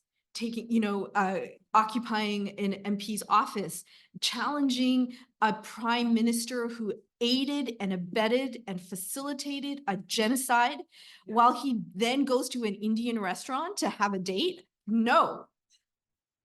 Not on our watch, no. So, yeah, so that is politics. That is democracy. That too is politics. Yeah, I just wanted to make a comment because we as Muslims right now are in a position, right? Even though the majority will say a ceasefire, will care for ceasefire, but in terms of the structures of power, we are not in a position of strength at the moment. If we are, we wouldn't have this panel. There would be no panel. I wouldn't be called ISIS. My kids wouldn't be told to stop existing, right? But just remember, so I'm going to go back to again to spirituality. Remember in the Quran when Prophet Moses went in front of the Pharaoh. Okay, when Prophet Moses, peace alayhi salam, went in front of the Pharaoh, he was in a position for any person to see, in a position of weakness. He didn't have power. He didn't have anything, right? Prophet Dawood, Prophet David, Prophet Muhammad, peace be upon him. He came with 4 people believing in Islam, right? In every of those cases, the strength, the power comes from Allah, for me. So for me, when I am in this position where I feel I'm being bombarded by everything, be called ISIS, you know, all of this like media, everything, and it feels like nothing is going right, I turn back to the creator of the universe.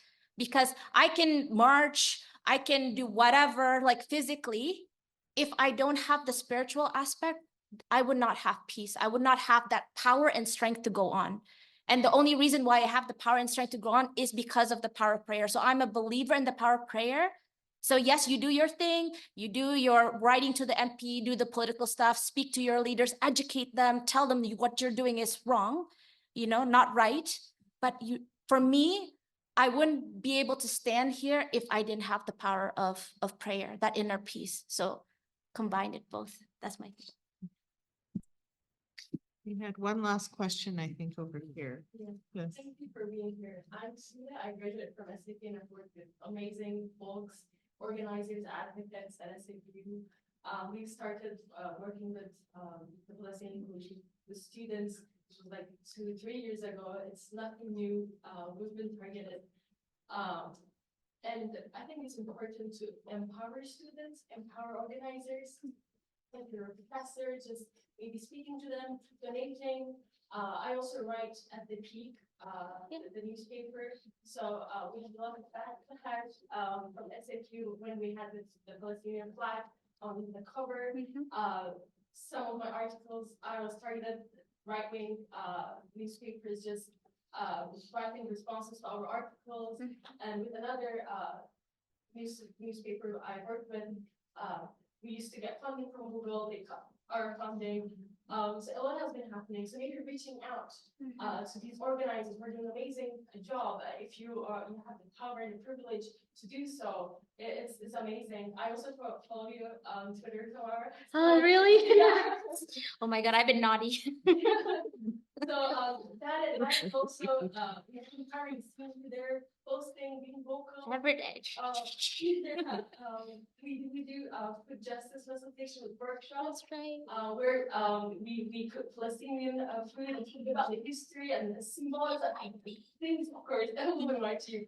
So whatever we're doing, just raising awareness, spreading the message, whether it be food, or drinks, or literature, poetry. We have this event coming up, which is really exciting. Just being there, showing up, supporting, also donating. That is also important.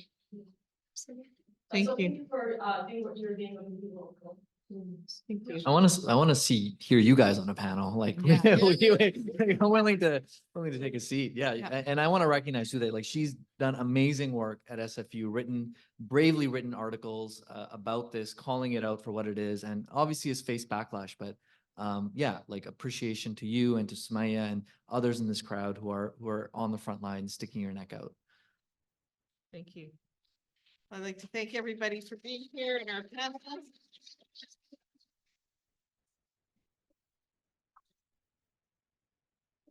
Thank you, everyone. Thank you.